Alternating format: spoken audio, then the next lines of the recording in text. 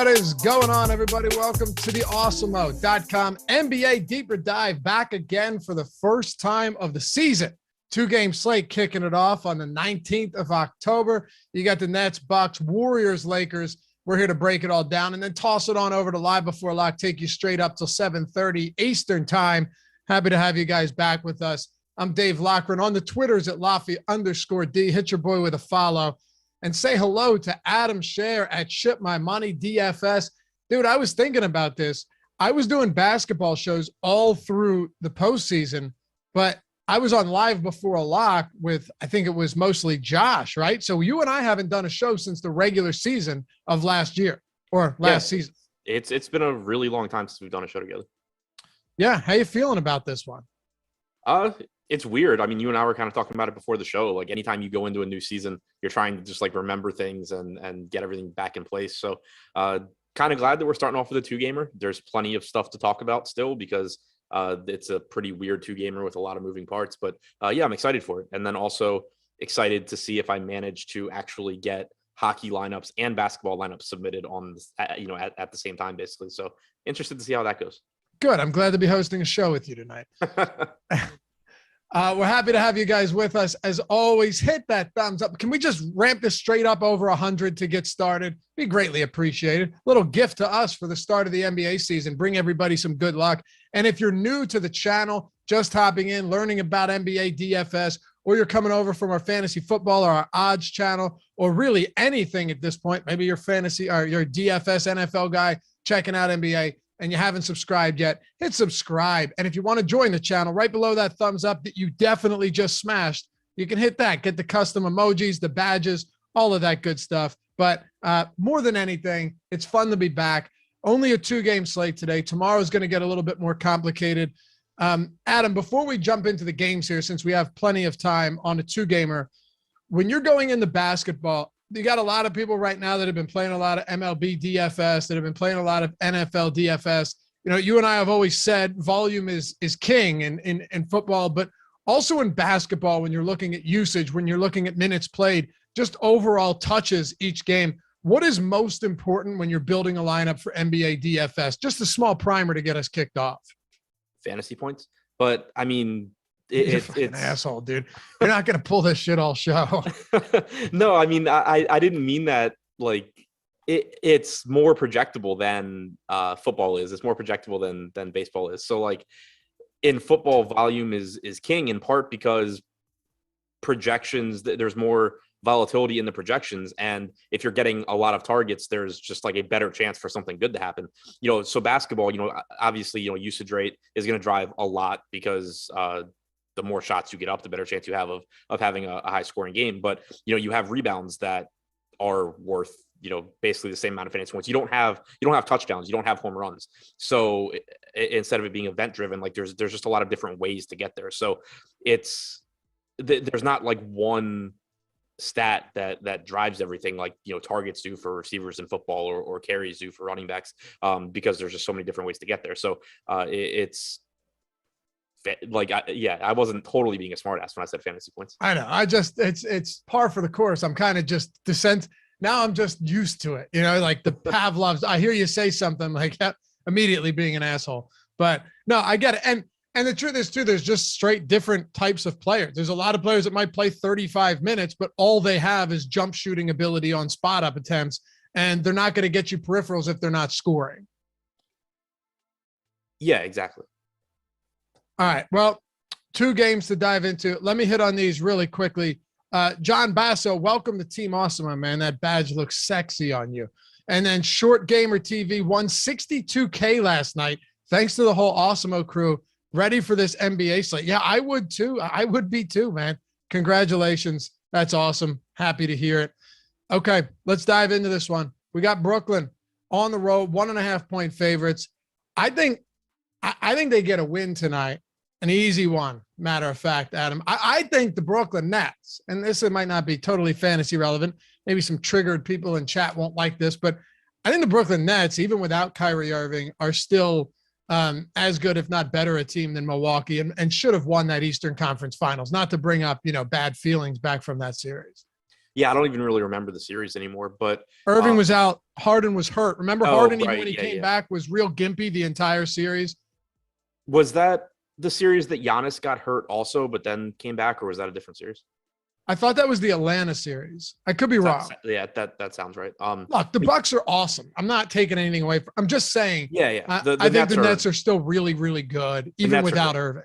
I agree with that completely. Like, obviously, Irving is really, really good, and if you were playing the Nets, would be even better. But you still have such capable playmakers in Harden and Durant, and then a pretty deep team around them. So I'm with you. I think they're great. I think it should be a really good game. Yeah, and like Andy said, they went to OT. Oh, you'll remember this.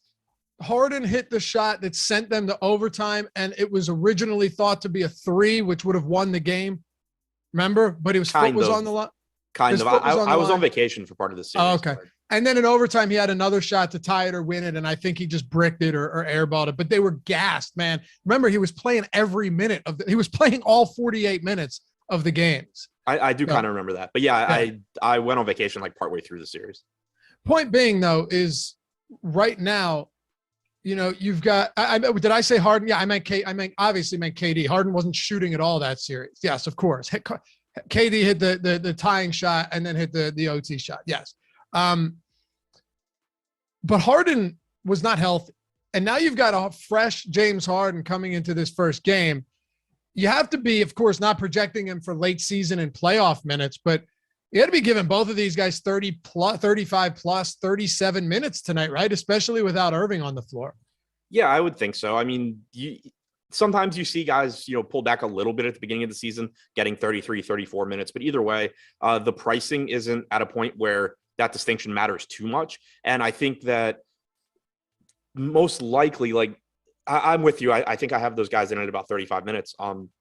But even if like you end up being a couple minutes high, chances are that you're just gonna be a couple minutes high on like all of the stars. And so it's all gonna basically come out in the wash. I think that you can expect those guys to be at the top of at or very near the top of the board in terms of minutes played. They are also some of the best fantasy point per minute options on the slate. So yeah, you're not expecting 38, 40 minutes from them right out of the gate, but you're still expecting 34, 35, give or take. For you, is there a real discernible difference between Harden and KD today? Because as far as ownership goes, on DraftKings, you've got James Harden coming in considerably higher than Kevin Durant. Yes, Kevin Durant's a little bit more expensive, but man, huge gap in ownership for a 2-game slate specifically. And yeah, you have Giannis on this. You have Russell Westbrook, Anthony Davis, LeBron James. We'll get into all of that, but still a big difference. On FanDuel, Harden 10-6, 52.5%. And Kevin Durant is further down. So I can't even there he is, 35% at 10-8. What makes the difference for you between these two guys tonight? Yeah, I mean, I think the salary is a little bit of a difference maker just because you are saving $600 going to Harden. Very, very nice price point for him there. But from a production standpoint, I don't think that there's too much of a difference. In the 3 games that Harden and Durant played together last year without Kyrie, 1.82 DraftKings points per minute from Harden, 34.5% usage rate, 50.4% assist percentage, also had a 13% rebounding percentage. In those same games, Durant averaged 1.48 DraftKings points per minute. So you can look at that and you're, say, oh, well, Harden clearly is the better option. But still, Durant had a 32.6% usage rate. So only gave up a couple of points there to Harden. He had a 26% assist percentage, 10.7% rebounding percentage, where I do think, or the reason I think Harden's the preferred option is you do have the much higher assist percentage for Harden in addition to comparable usage rates, pretty similar rebounding percentages. So I think he's the preferred option since he's cheaper and does project a little bit better. But when you're talking tournaments and you are getting that ownership discount going to Durant, the ceiling is still really, really high for Durant. It's just as high as Harden's, even if Harden projects a little bit higher. So the ownership being lower on Durant certainly makes him adds a little bit of appeal to him in tournaments. I think in cash games, Harden's the one that comes out ahead of Durant. So I know I mentioned this already. We have a lot of studs on the slate. I didn't even mention Stephen Curry, who's another one. Obviously, first day back, you've got the opening night, 2 great games with good players. Are you at all willing in large field tournaments to make the move of playing Harden and Durant in the same lineup, given that, well, this game has a 237.5 total, and the game on the late game has a 228 total. So it's still up there, but definite massive, I guess you could say, track meet type vibes here between the Nets and Bucks. Yeah, I have no issue with it for a couple of reasons. One, it's only a 2-game slate, so the opportunity cost for each roster spot is just lower than it would be on a larger slate, obviously. So having whatever negative correlation between Harden and Durant exists isn't as big of a deal, but also they're really cheap. It's not like they're both 11K or something like that. At 9,300 and 9,900 on a 2-game slate, it's really easy to see how Harden and Durant both pay off their salaries. And then also you're just naturally going to get, sort of mini game stacks there because it's a 2-game slate. It's not like you're going to be in the situation where you have Harden, you have Durant, and you just have nothing from the Bucks. And you're saying, okay, well, how do I get full minutes from Harden and Durant without someone on Milwaukee going off? You're just naturally going to be getting to pieces from Milwaukee anyway. So should be a high scoring game, likely to be a competitive game. And the opportunity cost for roster spots just isn't very high tonight since there's only the 2 games. So I have no issues whatsoever playing them in the same lineup. Yeah, no doubt. And to add to that, this isn't one of those teams that has, kind of peripheral players that are capable of really taking over. Like, yeah, Joe Harris can knock down some shots for sure, but he's more so when both of the Durant and Harden are healthy.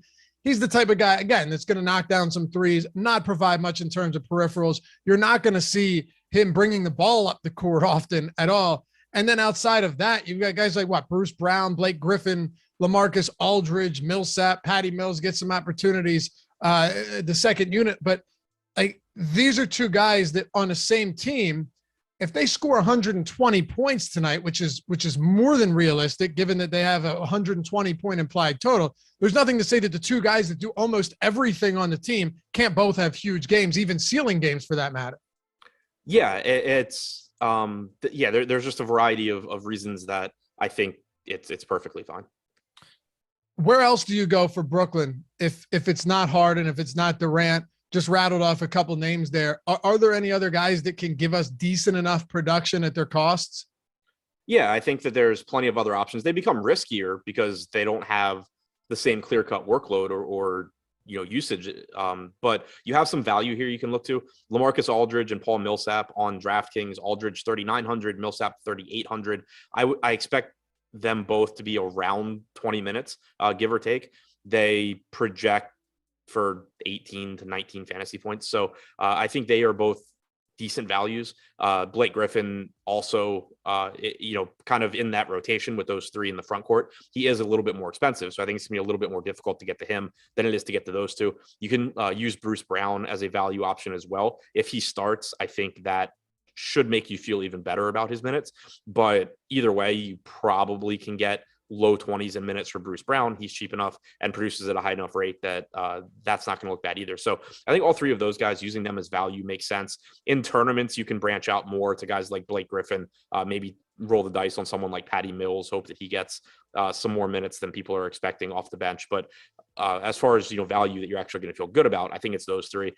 Joe Harris, I know people were talking about him in chat this morning. He's a really tough sell for me just because he's at a price point where it's kind of like no man's land. He's at a price where it's just tough for him to put up a really big game that you have to have at that price point.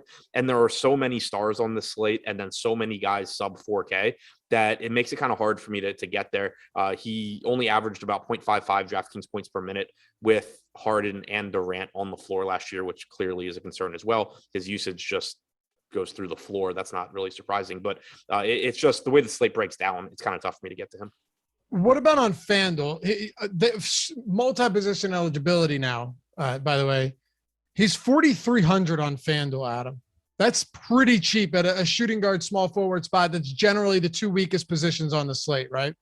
Yeah, much better play on FanDuel. I think it's good to point that out. We have him with 47.8% ownership right now on FanDuel, 45% chance of being in the optimal lineup. So ownership coming in about where it should be. I think, the price tag, though, it obviously he's a much better play. Whereas on DraftKings, only getting 7% ownership, 7% chance of being in the optimal. Yeah, Eric Johnson says everybody is cheap on FanDuel. Yeah, you're not lying. Actually, EMAC wrote the Building Blocks article, does that every day. It's totally free. So I would definitely suggest checking that out. And then Terry wrote the optimal lineups picks for DraftKings and FanDuel. I think that's free as well. Maybe. I'm not necessarily sure, but he was talking about how FanDuel just priced a ton of players down. So that's pretty significant. But still, on FanDuel, we have Joe Harris projected for 48% ownership. So take that for what it's worth. Let's flip to the other side of this one. And hey, thanks. Already at 223 likes. We got 1,400 people watching. It's good to be back, man. I think we'll easily eclipse. God, I don't know. We're at 225. I think we get to 700 likes probably by the end of this stream. And I'm not talking about live before live. I'm talking about just the deeper dive because putting that work in. What about the the Milwaukee Bucks on the other side? Are you buying into Giannis Antetokounmpo having a legitimate step back jumper now, or step back? Like, can he actually, you think, parlay that glimpse of what he showed us in the preseason into the regular season? Because we've seen many times where it doesn't exactly translate, not just for him, but a lot of guys working on new stuff in the preseason. Yeah, I mean, I didn't even know anything about that until you just said it. It was a big thing on Twitter for a while that, like, hey, if he has this shot, he's going to be unstoppable. Oh, okay. Yeah, I mean, if he does, then he would be. But no, I don't really pay any attention to what guys are doing in the preseason. It could be a thing, it could not. But one way or the other, Giannis is going to be a top option whenever he's on the floor. I'm not like bumping his projection up because I liked how he shot in the preseason or something like that. And I don't really think anyone should, but you don't need to either for him to clearly grade out as a top option tonight. As the or as a top option? A top option. Okay. Like I think he's the top raw scoring option, I think, in terms of fantasy points, but he's also a little bit more expensive. Do you think you'll have a lot of lineups that are just, and I meant to ask you this earlier with a 2-game slate, are you setting any limitations for amount of players per team in any specific lineups? No. There's enough good plays from pretty much every team that I think it'll naturally get spread out a little bit, but I'm not worried about getting too many guys from the same team. All right. So outside of Giannis, you have no Dante DiVincenzo. He's still not back yet. And then Bobby Portis is out. Let's talk about the effect that has on some of these players. Of course, Grayson Allen, newest member of the Milwaukee Bucks. Guys like Jordan Nwora probably getting a decent amount of run. He's cheap. Who benefits most from the absence of DiVincenzo and Bobby Portis tonight? There's multiple ways this could go. I think it's important just to kind of have an idea of who the candidates are. You know, you obviously have Giannis, Middleton, and Holiday locked into their roles. Brook Lopez potentially sees a few extra minutes here with Portis out. He was someone that last year, a lot of times you saw like a 26 minutes for Lopez, 22 for Portis. I think it's pretty likely that you get 28 to 30 minutes at least here for Lopez. I could say it this morning. Mamukelashvili, I'm assuming, is going to get somewhere around 12 minutes off the bench, 10 to 12 minutes. And then you'll probably have Giannis playing center for the whatever the rest is to get to 48 minutes. But I think it helps to solidify Lopez's minutes a little bit. With Connaughton out, I think you're probably going to get Grayson Allen and Pat Connaughton picking up. With DiVincenzo out, I think you're probably going to get Allen and Connaughton picking up most of those wing minutes. I think it's kind of up in the air who gets the bulk. Allen is, I think, the better guess, but wouldn't be surprising if Connaughton plays more than him. You should also get more playing time for Jordan Nwora. George Hill could see some extra run as well. So I think that's a spot where I never want to get too restrictive with the rules that I'm using on a 2-game slate because there's not that many options, but I do want to pay attention, make sure I'm not for some reason playing like 3 of Allen, Connaughton, Hill, or, you know, Nwora or something like that, because I think that there is some volatility in exactly how the minutes are going to look for that group. I think that Nwora looks good as a value option because he's only 3K. He is a strong per minute fantasy producer. So if you do get 17 or 18 minutes from him, he's likely to be a good point per dollar value. Allen and Connaughton are both fine. They, you know, again, there's some volatility in those minutes, but I expect them both to play low to mid 20s. How viable is a stars and scrubs approach today where you kind of bypass a lot of the mid-range options? I think it's pretty necessary, at least to some extent. You know, I'm not saying that you have to just jam in Giannis plus Harden plus Durant and then like punt multiple positions, but the mid-range today I don't think is that strong. The value options, there's not necessarily 3 to 4K guys that you're looking at and saying, oh, I can't wait to play this guy, but there's just enough of them that it's pretty likely at least a couple do well enough to justify their salaries. And so whenever that's the case, it makes it even more important for me, I think, to just play stars and scrubs lineups because it makes it really likely that the winning lineups are going to have 2 or 3 stars. It's just a matter of, you know, hitting on the right value pieces. And, you know, like I said, the mid-range, not very strong today. You have Jordan Poole, who we'll talk about later, obviously, at 4,800. But outside of that, there's just not a whole lot. I mean, you can always play Drew Holiday. You can always play Chris Middleton. But it's just, I think, a very star-heavy slate. So that has to boost guys like Jordan Nwora and Grayson Allen, right? Yeah, exactly. That's kind of like, I think if you get, let's say Nwora plays 16 minutes and gets you 16, 17 fantasy points, I think there's a pretty good chance that ends up being useful at the flat minimum just because it allows, you know, it makes it so much easier for you to get those combinations of Giannis, Harden, Durant, Curry, LeBron, Westbrook, Davis, you know, whatever you're going with, the guys that are going to score tons of fantasy points. Yeah, listen, Jordan Nwora, man, this guy, did you watch any of the Olympics, Olympic basketball? No. He went off for, I think it was Nigeria. The guy likes to shoot. I mean, do you know what his usage rate was? He didn't play a lot of minutes last year, right? He averaged like 9 minutes per game, right? Yeah. He had a 26% usage rate. So I mean, if he's getting, I don't know, how many minutes are you giving him? We haven't projected around 16, 17 minutes on Awesemo. Yeah, that's about what I have. I think at 17. Okay. So if you have him at 17 minutes, the guy might chuck. It's just the only problem is that with the way that you're going to see some staggered rotations, it's not like you're just going to be seeing full out bench units from Milwaukee tonight, unless it's way different than anything we've ever seen.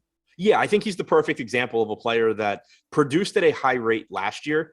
You don't want, you know, he averaged 1.1 DraftKings points per minute in 304 minutes last season. You cannot take that production or his 26% usage rate and just say, oh, well, you know, I think he's going to play 17 minutes tonight and he's going to produce at that rate. He's not. Well, I mean, the more minutes you play, especially as a reserve, the less fantasy point production you're generally going to see anyway. Right, because you just naturally end up playing more minutes with the starting unit. Right. And Giannis, Middleton, and Holiday, they can think they might think Nwora is good. They're not going to just like let him go out there and just chuck up shots. So get it to Jordan, yeah.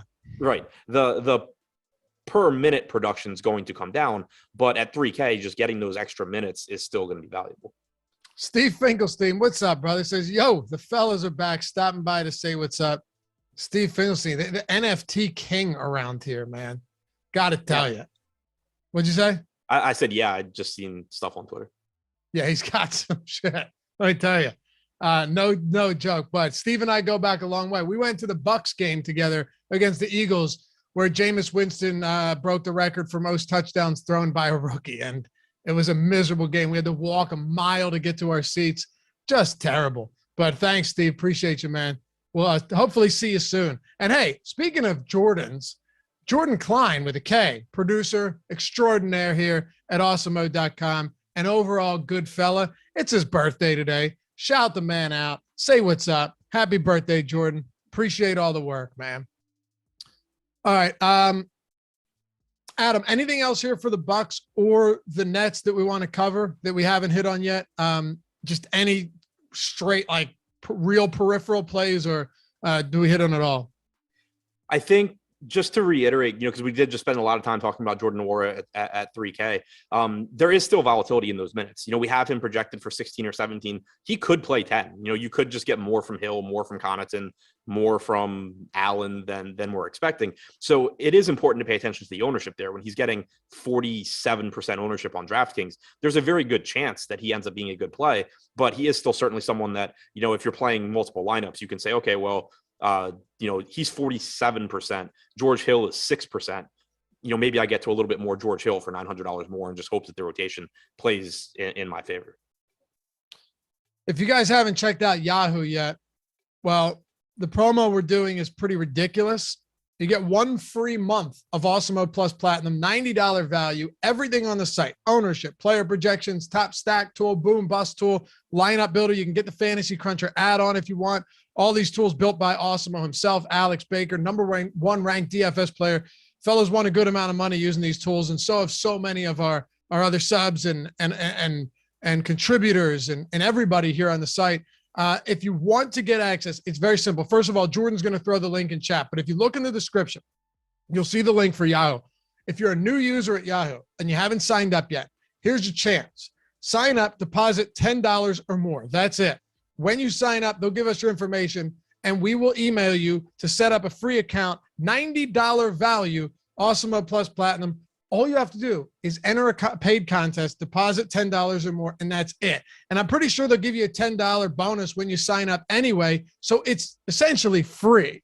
It's the best investment you're going to make. And if you hate it, well, spend $10 that you could still use to play DFS. You're not going to hate it, though. You'll love these tools. We got everything, to all the tools for Yahoo as well. So check this out. It's a great opportunity. If you're not at Yahoo yet and you haven't taken advantage of this, well, you got to get your head checked. It's that good. It really is. So check it out. Description below.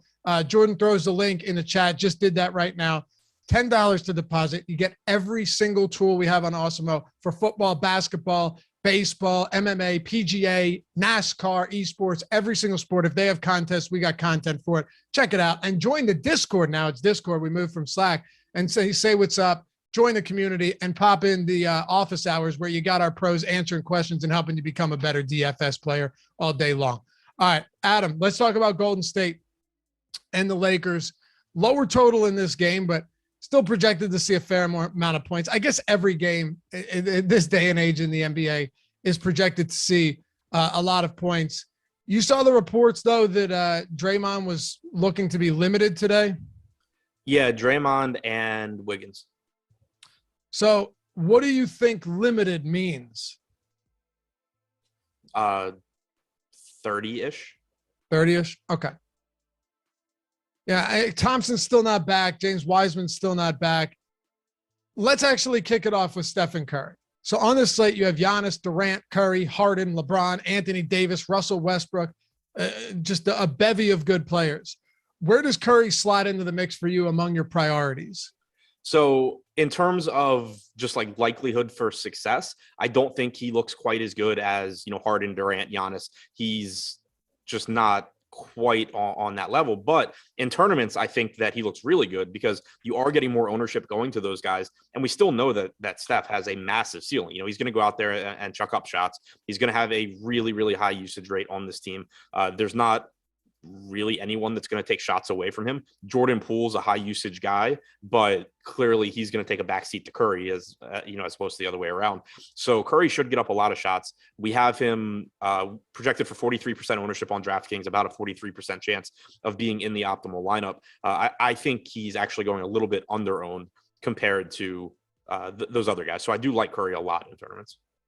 If you remember last year, he got off to a dreadful start and then just ended up raking over the second half of the season. He really is unstoppable when things are going well. It is Steph Curry, but how much do you worry about this particular matchup? I don't. I mean, I don't worry about defense outside of like it's baked into the total. Okay. You gonna see Westbrook on him all game? Yeah. He also, I'm pulling it up now, but if I remember right, he really, really played better without Weissman last year as well. I'm pulling it up to double check that, but I think I remember that.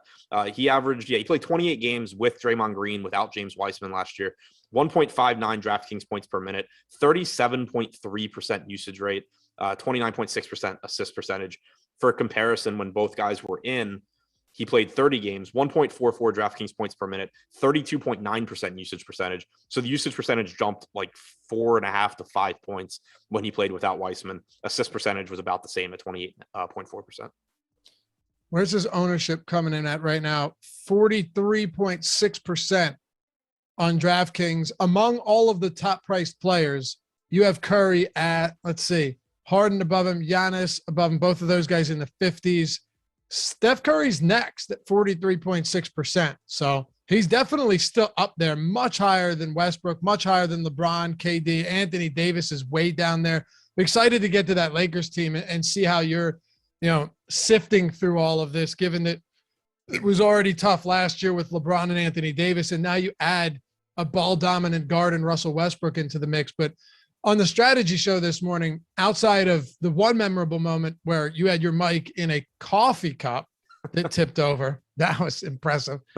I thought Josh was kidding too. He wasn't. You really had it.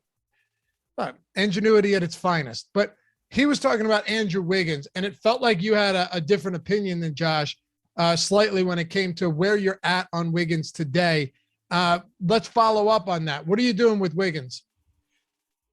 I don't he's okay. It's a 2-game slate. You can clearly play Wiggins. I just don't really think he's that good of a play in the context of the slate for a couple of reasons. One, if they're looking to limit his minutes, it probably takes off the very top end of his range of outcomes because if he's only going to play, let's call it 30, 31 minutes, he can only really do so much. But he is not – he's going to take a backseat to Curry. I think you could see him lose some shot volume with Poole out there as well. I would say Poole's more likely to be taking shots away from Wiggins than he is Curry, which I think goes without saying, but could at least have a negative effect on Wiggins. He's not a great fantasy producer anyway. He's scoring dependent, doesn't do a whole lot of rebounding, doesn't do a whole lot of playmaking. And he's a mid, he's at 6,200. So on this particular slate, I just don't really want to be like I don't want to go like Andrew Wiggins plus, and this isn't a knock on Middleton, it's just the first name that came to mind, but Wiggins plus Middleton instead of, Harden plus name your favorite $3,600 player. There's just so many cheap guys where I would much rather be saving the money off of Wiggins and then getting another star in there. Right. So just really, again, it goes back to the stars and scrubs approach where like a legitimate stud plus a, 4K value option to you is more valuable on this slate, at least, than two mid-range guys, one of them being Andrew Wiggins. Yeah, sorry, I got. Is that fair to say? What did you say? I was reading. What I was saying is, just to kind of crystallize what you were getting at is, they're saying like a 4K guy and a top tier guy on this slate is just more valuable to you than two mid-range guys, especially if one of them's Andrew Wiggins. Yeah, exactly. There's just not a lot of mid-range guys that I think are particularly likely to be must-haves. I think it's pretty likely that from like a value standpoint, a couple of cheap guys do well just because there's so many of them. Josh said in chat he has backed off Wiggins a bit. Okay. The Adam Scherer effect kicks in. Yeah, glad to know that we're one show into the season and I'm already just better at this than Josh. I should not feed you. If you were to go with a more balanced approach, right? Let's just to say the Star Scrubs build is very popular. If you were to go with a more balanced approach, who are your favorite mid-range options? Drew Holiday, I think, looks good. He was in the early cash lineup I built. Not sure, obviously if he'll stay in there, but he looked like a good mid-range option. I like Middleton. I mean, he's got a very high ceiling. I think he's one of the guys in that mid-range that looks better than most. So those two stand out. I would like either of them more than Wiggins. Yeah, that's pretty much it. Like Draymond's okay. Wiggins is okay. But it's Middleton and Holiday out of the mid-range guys that, I would actually like to get to. Do you think Westbrook, and just for an overall matchup standpoint, do you think Westbrook affects the pace that this Lakers team plays at? It kind of depends on how exactly they're using him. But yeah, I do think there's a pretty good chance that he does. I mean, we've seen that on basically every team over the years. If they're going to get the ball in his hands early and let him, look for him to run the break, then yeah, it is going to increase the pace of the game. We know LeBron will push the pace as well. So I think that I think there's a pretty good chance that they play at a faster pace just because there's kind of a couple of ways for them to get there. One, Westbrook does it. Two, LeBron looks to do it a bit. So I do think that's a reasonable expectation. Yeah, I do too. And for what it's worth, they average 108 possessions per they have 108 possessions per 48 minutes in the preseason this year. Granted, Westbrook didn't play every game, but they played at the second fastest pace this season. Warriors played at the second fastest pace in the regular season last year. So let's get into some of these very, very popular options today on the Warriors. We already talked about Wiggins and Curry, but the most popular option, the highest projected owned option is not Steph Curry. It's Jordan Poole, $4,800 on DraftKings. And he's coming in at north of 60%, Adam. And on FanDuel, he's coming in at 61% as well. And where do we go with this, given the insane chalk on Jordan Poole? Do you just have to eat it, or are there ways to get a little bit different? It's going to be tough to get away, I think, just because there's such limited options to pivot to at that price point. I think Poole is a good play. I don't anticipate him coming out there and it's another example, we talked about with Nwora. I don't anticipate Jordan Poole coming out and having, a 26% usage rate. Last year overall, he averaged 0.98 DraftKings points per minute, 24.3% usage percentage. Playing alongside Steph Curry, he played 221 minutes, 17.5% usage percentage, 0.79 DraftKings points per minute. So the production falls off, but if he's going to play, let's say 30 minutes and average 0.8 DraftKings points per minute, that's still about 24 fantasy points at 4,800. I think that it's a useful price point. There's not a whole lot to pivot to. So it kind of comes back to what we've harped on a lot. Josh and I talked about it on the strategy show yesterday morning, where you don't want to just look at one player and say, oh, too high owned, too low owned, chalk, fade chalky Jordan Poole, whatever. It all matters what the rest of your lineup looks like. If you're playing lineups where you have the highest owned guys, then yeah, maybe find an alternative to Jordan Poole in those lineups. If you're playing lineups where you're mixing in some lower owned guys, like for example, just using an example I'd used earlier, if it's a lineup where you have George Hill instead of Jordan Nwora, that's a lineup where I probably want to use Jordan Poole because I've already found one spot where I'm getting to a lower owned player. Same goes, if you go with damn it, I don't have his name in front of me, so I can't say it. The backup to Brook Lopez. Just some Sandro? other. Yeah, Mamuk. Can you say I can say it when I'm looking at it, but hold on. Just try it one more time without looking at it. Mamukelashvili? Yes. There you go. All right. Not bad. Where do you think he's from? Georgia. America. But yes, he is Georgian American. Okay. Yeah, I'll say okay. Solid. You short-circuited for a second on that one. I don't blame you. Yeah, it's one that I still like. When I see it now, I recognize it and I can say it, but it still just isn't on the tip of my tongue. Do you remember how tough when Giannis first came into the league it was to say Antetokounmpo? Yeah, there was one guy that I really struggled with. Arcidiacono. That one took me like really? a full 2 seasons. Yeah. That wasn't as tough for me because I watched him play in a decent amount of college. But I'll never forget, like Dan Strafford, who I did the podcast with forever. You did a lot of pods with him. We're calling Antetokounmpo every time, and I'm not sure he ever corrected that. But yeah, this one we'll get the hang of it. It'll just take a couple days. There's always 1 or 2 names to start the season that'll get you tongue tied. All right, so with Golden State, Jordan Poole, dude, we just did an ownership update. He's 83% on Yahoo. He's $11. Yeah, I mean, you just kind of that's NBA for you, right? You know, like you're never gonna see that kind of ownership in other sports, and if you did, you would just run the other direction. But in NBA, it's kind of just he's minimum salary playing 30 minutes, and he's a productive player. Yeah, and Grayson Allen's $10, so minimum salary. The nice thing about Yahoo though is maybe one way to differentiate Adam is just going with a lot of those cheap dudes. Of course, they just have a lesser likelihood of hitting their ceilings, but maybe going with some of those cheap dudes and then getting a little bit more contrarian with a higher price player or two. Yeah, like, I don't think it's crazy to look at some of these top price guys and think all of them not all of them are at the same likelihood of hitting their ceiling, but all of them could have big games. Maybe you go with one of the lesser owned high price studs in those chalky value lineups. Yeah, exactly. It's just, it's all about trying to maintain the same ceiling, while not having the chalkiest lineup possible. So yeah, like at $11 for Poole, $10 for Allen. And the thing is too, like, even though it's not the same level of ownership, like Joe Harris is a really good value on Yahoo, just like he is on FanDuel, but he's still getting 30% ownership. So it's not like you're getting a huge discount off of Grayson Allen. He doesn't project as well as Poole, obviously. So, you're still giving something up to get there. But like you were saying, if you go instead of like if you're playing Jordan Poole, or if you have like Poole plus Allen, going to Anthony Davis instead of James Harden, and going from 40% ownership to 26% ownership is certainly reasonable. Yeah, Harden's the better play, but Davis is still going to beat him a pretty decent percentage of the time. Right. Yeah, that's a good way to look at it. Okay, so I wanted to mention something, and now I forget it entirely what it was. So, here it is, Adam. We did get earlier. We did get the Bucks lineup.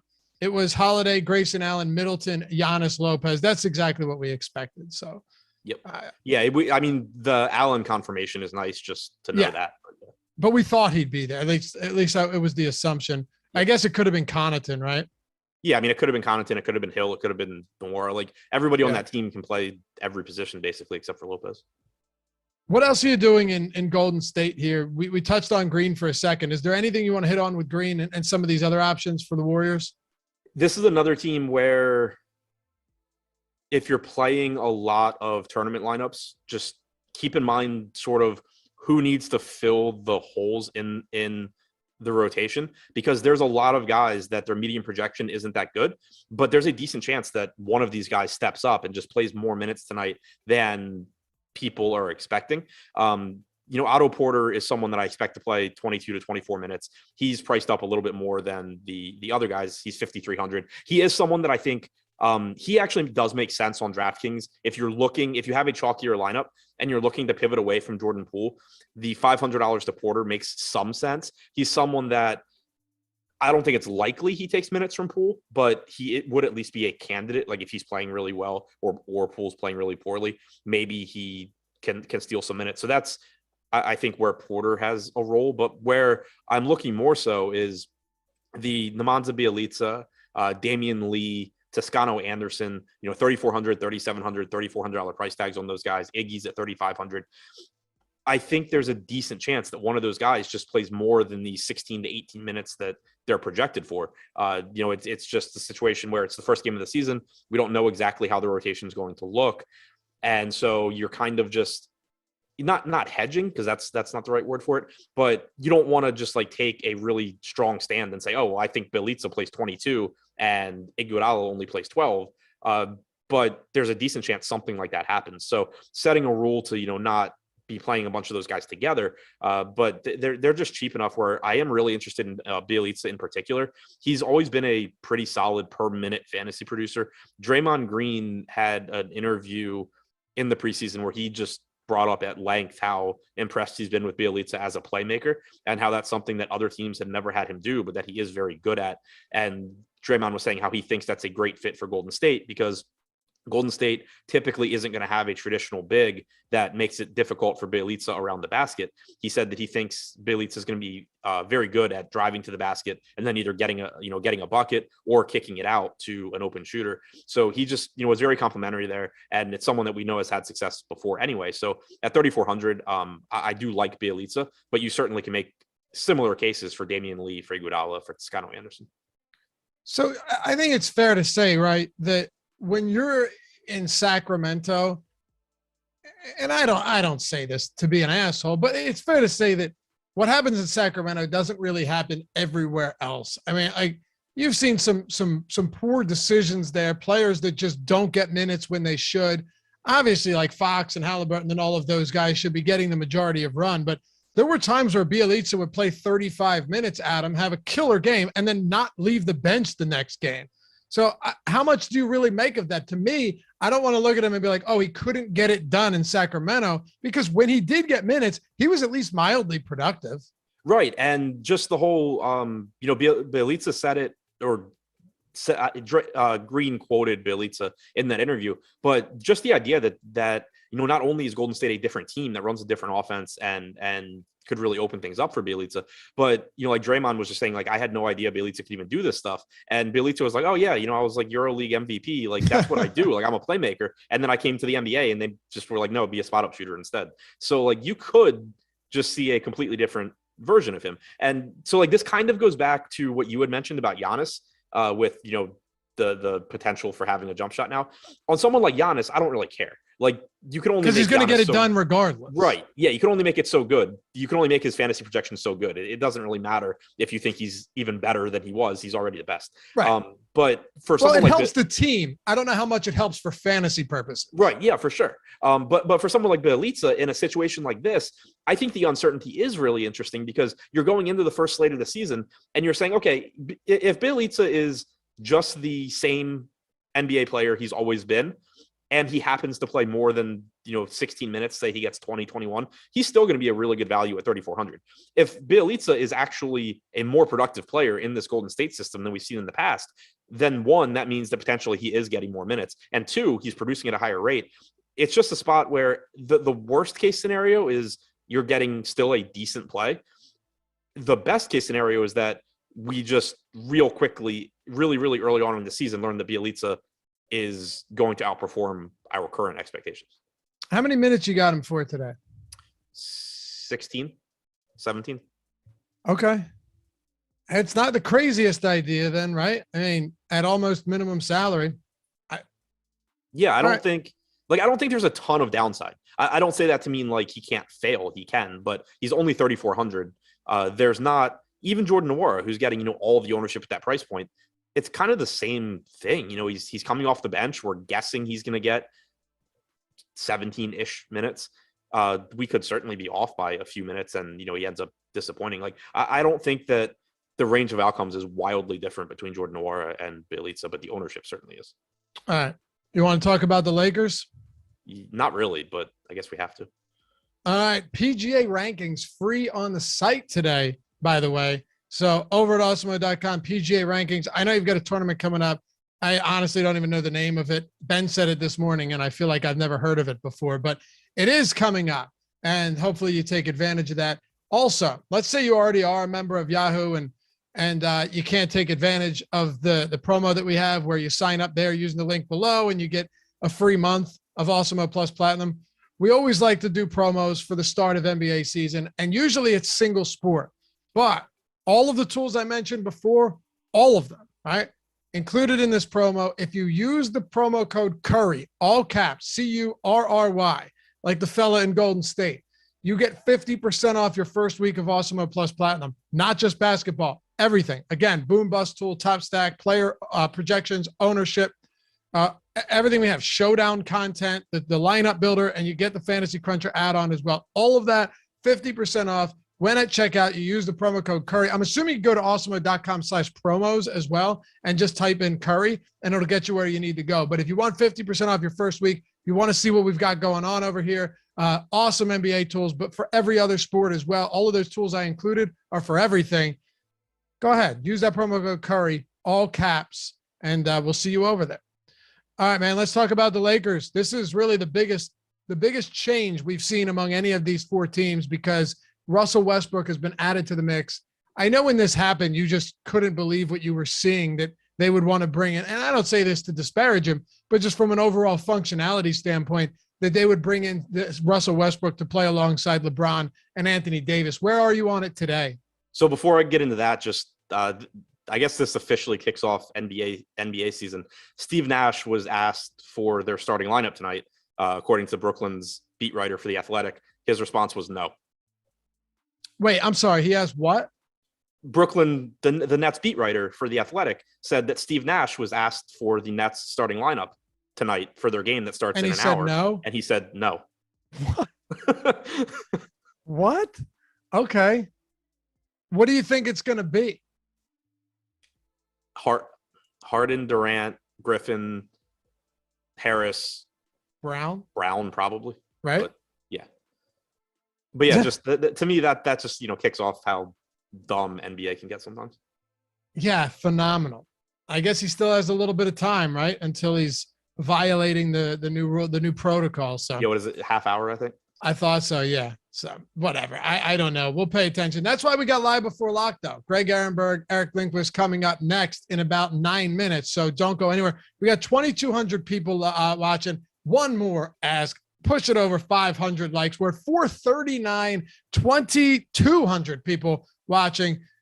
So if you haven't hit that thumbs up, only take a second and subscribe to the channel. If you really hate it and you just have nightmares over the mistake that you've made subscribing here and don't know what to do with yourself, we will gladly refund your misery. Just click unsubscribe and you can go back to sleep soundly, but I don't think you'll want to. It's all free content. We put in a ton of work here to try and give you the best stuff out there. So if you want to subscribe to the channel and hang out with us every day, go ahead and do so and hit that like. Appreciate you guys.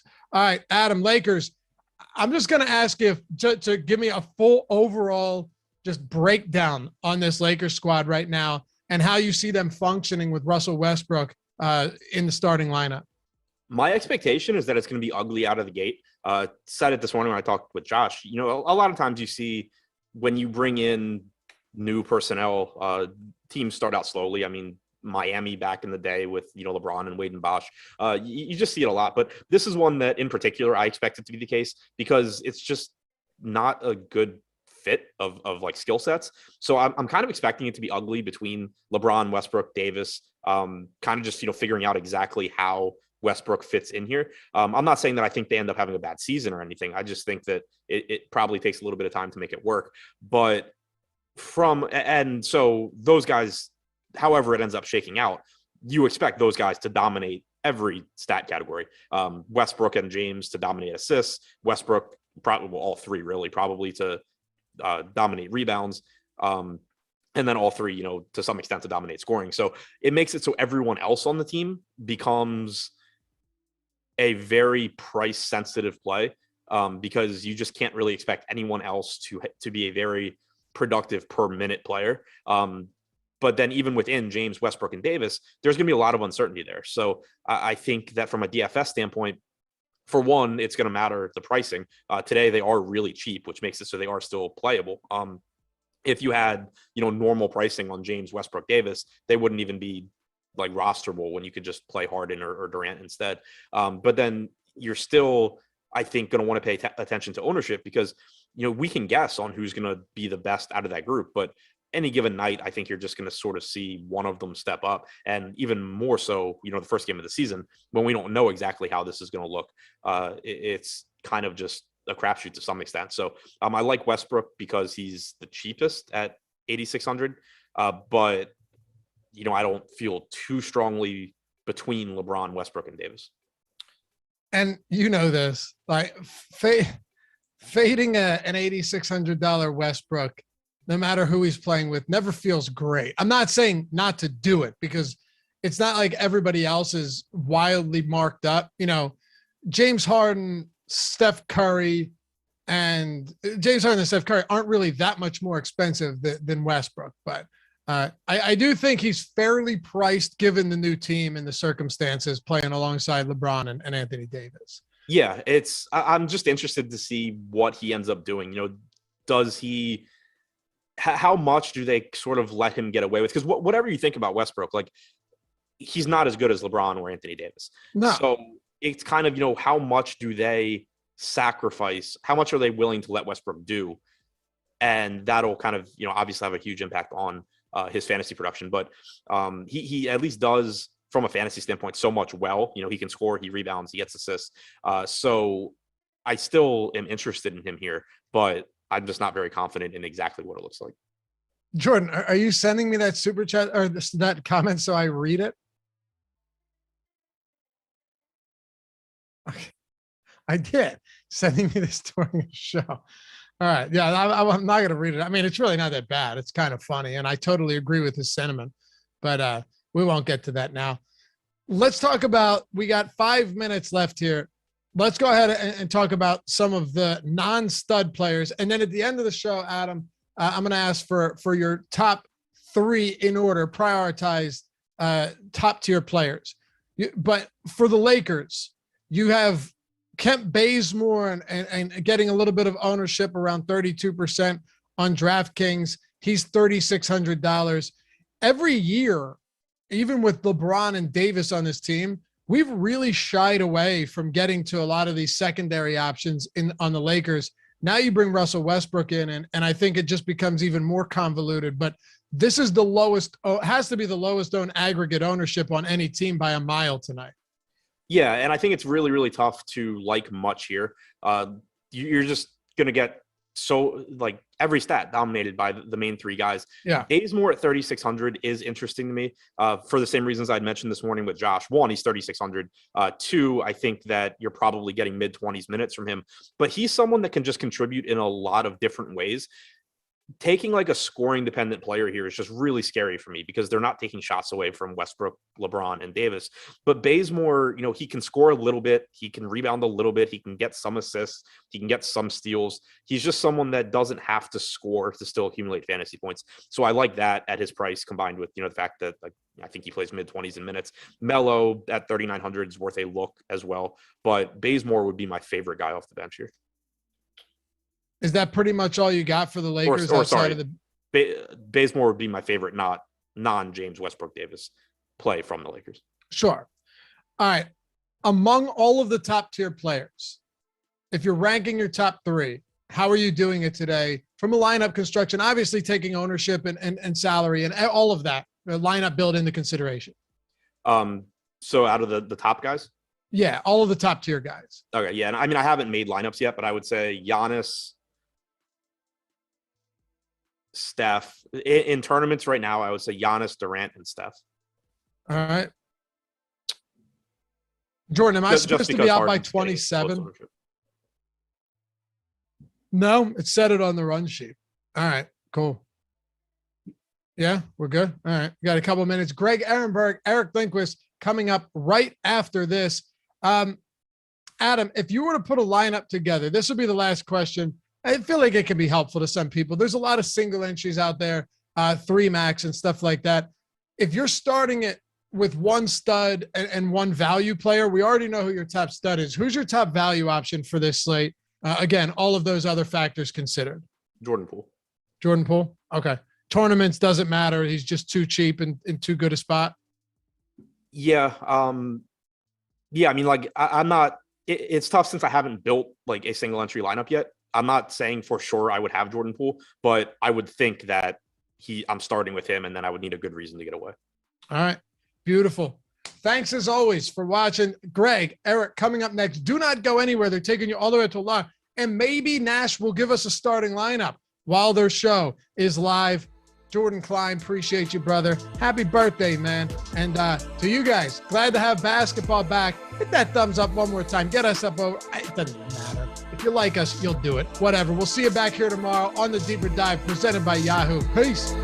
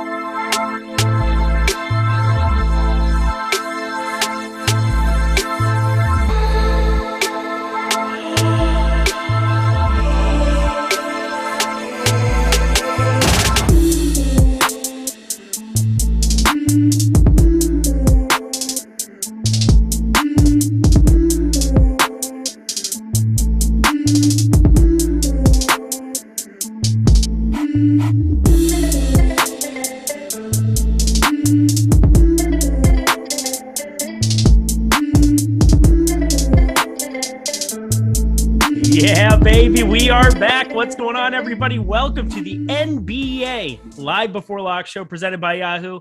I'm Eric Lindquist. I could not be more excited. NBA is my babe. It is great to have it back. I hope you're all excited too. We've got 2K people here watching, hanging out on a Tuesday afternoon, Tuesday evening, if you're out there on the East Coast. Yeah, exactly. Greg Ehrenberg over here is Sidecar. He's going to be the guy giving you all the analysis here. We're going to be around for an hour, and then we have a half-hour Yahoo show where we're going to review some Yahoo stuff, maybe take a look at some Lakers game showdown stuff. But Greg, it's NBA season. How you doing, my dude? Listen, we've already started. I'm already here to troll you, right? So I've got the Homer shirt, which I don't know how many people in the chat will get that reference, but Homer, Eric, Homer. But other than that, we've got basketball to talk about, so it's pretty exciting. I have nothing to talk about any further. Everybody hit that like button because I am officially body bagged by Greg. Hit that subscribe button as well, because otherwise I'm going to cry on air, and hit that notification bell so you know this and all the other content at Awesemo that I will no longer be a part of is going live. Greg, let's just go right to the top here. My God, ultimate troll chop. You are out of your mind. All right. Key news on the slate. I'm going to just start with this. We don't have a starting lineup for a game that starts in less than an hour. What are you thinking that Nets starting lineup is going to be? I mean, we know James Harden's going to start. Kevin Durant's going to start. Kyrie Irving Thank you so much for all your hard-hitting analysis. Yeah, there we go. Those are the key things. I am assuming, most importantly, right now that Nick Claxton starts at center, and at least for DraftKings purposes, I mean, it's not like he's min price or anything. Same goes for FanDuel. So it's not like he becomes a really important play today. He's in a few lineups for me, but it's nothing really significant. Where he actually does become a little more important, and I know we're talking mostly about FanDuel and DraftKings here, but Yahoo does sponsor the show. He's min price on Yahoo, so I am working him into my lineups there. But my assumption is going to be that we're going to get Nick Claxton starting at center. That's what I'm thinking. Okay, and yep. How are you approaching that then? Is that getting you to him even at his elevated price point? So I love being able to do the Slate Starter podcast. It's back. I'm hanging out with my buddy Rinpack every night during the weeks. And yesterday I said Nick Claxton I was expecting to start, and he was a little bit surprised when we were going back and forth about it. But I think he wasn't exactly a piece that was going to be used in the postseason. Last season, I think he was still a little bit young, but has just kind of shown flashes of it. He's a nearly fantasy point per minute producer, absolutely fantastic rebounding rate for a guy in limited amount of time. I really like this young piece. And so for me, it's them kind of trying to find another spark plug, because outside of Harden and outside of Durant, you're just basically looking for some high energy guys, maybe can get a bucket, finish around the rim. I think he worked really well in sync with James Harden in some limited time last year. I just like Nick Claxton a lot. I think they do too. So I'm surprised to hear that you agree with me that Nick Claxton's the guy. We also were projecting him around 7 fantasy points earlier in the day, and now he's up to 15. I think that's a telltale sign that some of the guys behind the scenes at Awesemo, I'm talking about DraftKings specifically for that one. I think some of the guys behind the scenes might be bullish on him as well. I mean, bullish is relative. It's not like he has an excellent projection. But at least he's going to see the court guaranteed now, as opposed to before, where if he doesn't start, I have no idea what those minutes look like. I would be very apprehensive to fire up in 10, 15% of lineups. But as it stands right now, I am gigantically overweight to Nick Claxton. Yeah, I mean, as a GPP option, it's he's very low owned, so there's certainly reason to be overweight to him. If you look at our boom bust tool, we do have Nick Claxton on FanDuel at a 4,600 price point. He's projected for 3% ownership with a 7% chance to land in the optimal lineup. Over on DraftKings, we have Claxton projected for 1% ownership with a 5% chance to be in the optimal lineup. So it's not hard to get overweight to the field on him. I certainly think that he is a viable GPP option overweight to the field on, but he's not like a core piece in my lineups or anything. Okay. Yeah. Not a core piece for me either, but I'm saying gigantically when somebody's 2-3% around the industry, if you get 20% of them, you are gigantically overweight to them. I'm going to just make that assumption that that's an okay thing to say about it. But of course, we go position by position here on the Live Before Lock show. I'm excited to get going because this is what you and I are used to. We are used to talking hoops. That's how we started. And to this, we shall return right now. Let's start with guards who on this top end specifically, let's just look at these two guys because they are projecting just outrageously well. Steph Curry, James Harden. Who do you prefer on this slate?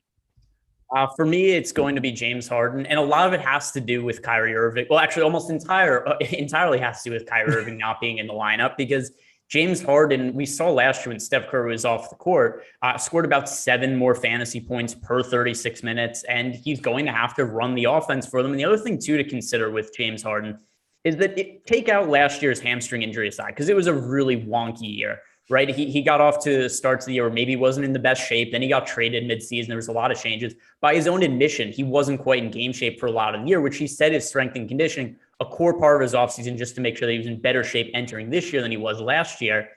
And he's always been a guy, at least in the past prior to last year, who's played massive workloads without really getting injured much. So I feel a lot more confident that right out of the gate, we're going to be seeing potentially 38 to 40 minutes per game out of James Harden. I don't know that we're going to see that from Kevin Durant. And then you also, obviously, when we take the Kyrie situation out, there's going to be stretches of this game where Harden is running the offense as the lone all-star on the court. So I look at James Harden as the overall top payout option on this slate on DraftKings. FanDuel, I think we could also consider Giannis in the mix because of the defensive stat bonus. But I really, really like Harden as my core guy to pay up around tonight. I think between the two of them, I think he's my core guy to pay up for. Steph Curry, there's no question the guy's upside is outrageous. And there's also no question you're going to have a lot of lineups where you're playing both of them together. It's not extremely hard on any site to really make it work. But then you get down to one piece and in the boom bust tool, which is by far my favorite thing to be referring to, Russell Westbrook is the third most leveraged player behind DeAndre Jordan, LaMarcus Aldridge on DraftKings right now. He's the next point guard on the list. Optimal appearance rate of 39.2%, and his ownership is kind of muted just above 30%. I don't know how this Lakers team is going to look. I don't know how much Russell Westbrook will be the key facilitator. I understand LeBron James and Anthony Davis are both going to have the ball in their hands a lot more than just having Bradley Beal on the other side. But how do you kind of factor in Russell Westbrook in this spot? I'm about even with the field on him. I find him and the entire Lakers team as a whole. I just don't know what to make of this team. Mm-hmm. One thing that's kind of interesting, if you look at a lot of team projections models, 538 in particular, which I don't really love their projection model, but that aside, really across the industry, anybody who projects teams and win percentages and whatnot this year are not very high on the Lakers relative to the public right now. And a lot of it has to do with just kind of the wonky fit with Russell Westbrook being there. I hate their starting lineup today with Russell Westbrook, LeBron. They have DeAndre Jordan. They have DeAndre Jordan starting at center. There's no floor spacing there. And I'm kind of concerned about the Lakers this year. And I mean, just to get back to the Russell Westbrook point, just because I don't know what to make of the situation, and he's such a high upside fantasy player, and he's been priced down on DraftKings relative to what we normally see as price point. I just kind of went even with the field. I kind of want to wait to see how it plays out. But on a 2-game slate to open the year, I don't want him to make or break me. So just around even with the field is what I feel comfortable with. I have 29%. Ev is 30.5% in our last run of ownership. So that's on FanDuel. Over on DK, I think I'm even a little bit lower. I have 33%. So I'm right around the field on both sites as well. I don't know what to do with it, but I do know that there's some crazy upside. He also gets a discount, especially over on DK, looking at him, 8,600 as opposed to Steph Curry, 94, and then James Harden, 93. Maybe those savings can come into play and get a different kind of a build, but no question upside, but also no question that I like the other two substantially more, as does most of the field. As we move our way down at the position, we do have dual position eligibility for multiple players on DraftKings and FanDuel. Yahoo, our sponsor, the one site where it's pretty locked in at the shooting guard position. You have positional elements, the point guard position that's really, really stacked. Shooting guard is just Jordan Poole and a bunch of other dudes, Grayson Allen, I suppose. But specifically at this mid-range of guard, you have Drew Holiday. You get down to other guys, a little bit further to, what is this? Not even pick up for me right now. Well, we have Jordan Poole for sure, point guard eligible there. 63.9% on DraftKings. That's a gigantic number. How do you kind of handle this mid-tier of point guard? We could do the Jordan Poole conversation now. And obviously, okay, with multi-positional eligibility, it's a little hard to know exactly, where we're talking about guys at point guard, where we talk about the shooting guard. It was a little easier to do this last year because we just kind of went by FanDuel positions, and this is where we designated guys. And did you see my brain spontaneously combust there as I was trying to figure out how I wanted to handle it? Crap. Which I understand. Here's the thing that a lot of people who have optimizers they've built by hand by themselves, it's definitely going to be a nightmare that FanDuel's randomly decided some guys are point guard shooting guard, some guys are randomly shooting guard point guard. We've got like Giannis is power forward small forward, but LeBron is small forward power forward. So just kind of randomly assigned which position goes first, which I know is going to make matching errors for some people in their spreadsheets. But that aside, we do have multi-positional eligibility on FanDuel this year. Jordan Poole is going to be very popular, and also he's almost the min price over on Yahoo, where I think he's the best value play. But FanDuel versus DraftKings, I'm a little bit underweight to the field on him right now, not in any kind of significant way. But one thing that's kind of hard to find out with some of these super chalk plays on a 2-game slate is just trying to find out how much exposure you want to get to him, because he's clearly the best play on the slate on a points per dollar basis. If you're playing cash games, you're playing Jordan Poole really without really too much of a second thought. But if you look at our tools right now, we do have him going slightly over-owned on FanDuel. DraftKings in the boom bust tool, we have Jordan Poole projected for 64% ownership with a 52% chance to be in the optimal lineup. So he's still going to be a player who's in a lot of my lineup, just not quite as much as like the 65-70% the field's getting to him. Okay. I'm right there with you. I'm a little bit underneath, just slightly. I think if I'm making one lineup, there's no way Jordan Poole's not in that lineup. So all of you people out there playing single entry, if you're playing cash and you don't have Jordan Poole, maybe we find a different DFS sport, or we just get you more acclimated to playing NBA because it's day one. Mistakes might happen, but we're here to try to make sure that the kind of things don't happen right from the get-go, and we hit the ground running with some positive ROI. But looking at George Hill, Kendrick Nunn, Damian Lee, Patrick Mills, kind of this whole next tier, everybody coming in a little bit like around 10%, I would say, kind of each on every single site. I'm getting to more Kendrick Nunn simply because of the thing that I talk about all the time on these shows, and that is late swap. I'm able to make a lot more decisions, having more roster spots. Of course, it's just a 2-game slate, but I still want to adjust to lineups and how they look based off of how I do in this first game and making some adjustments, getting off Jordan Poole if need be. So what are you kind of doing with these other ancillary pieces at the bottom end of point guard?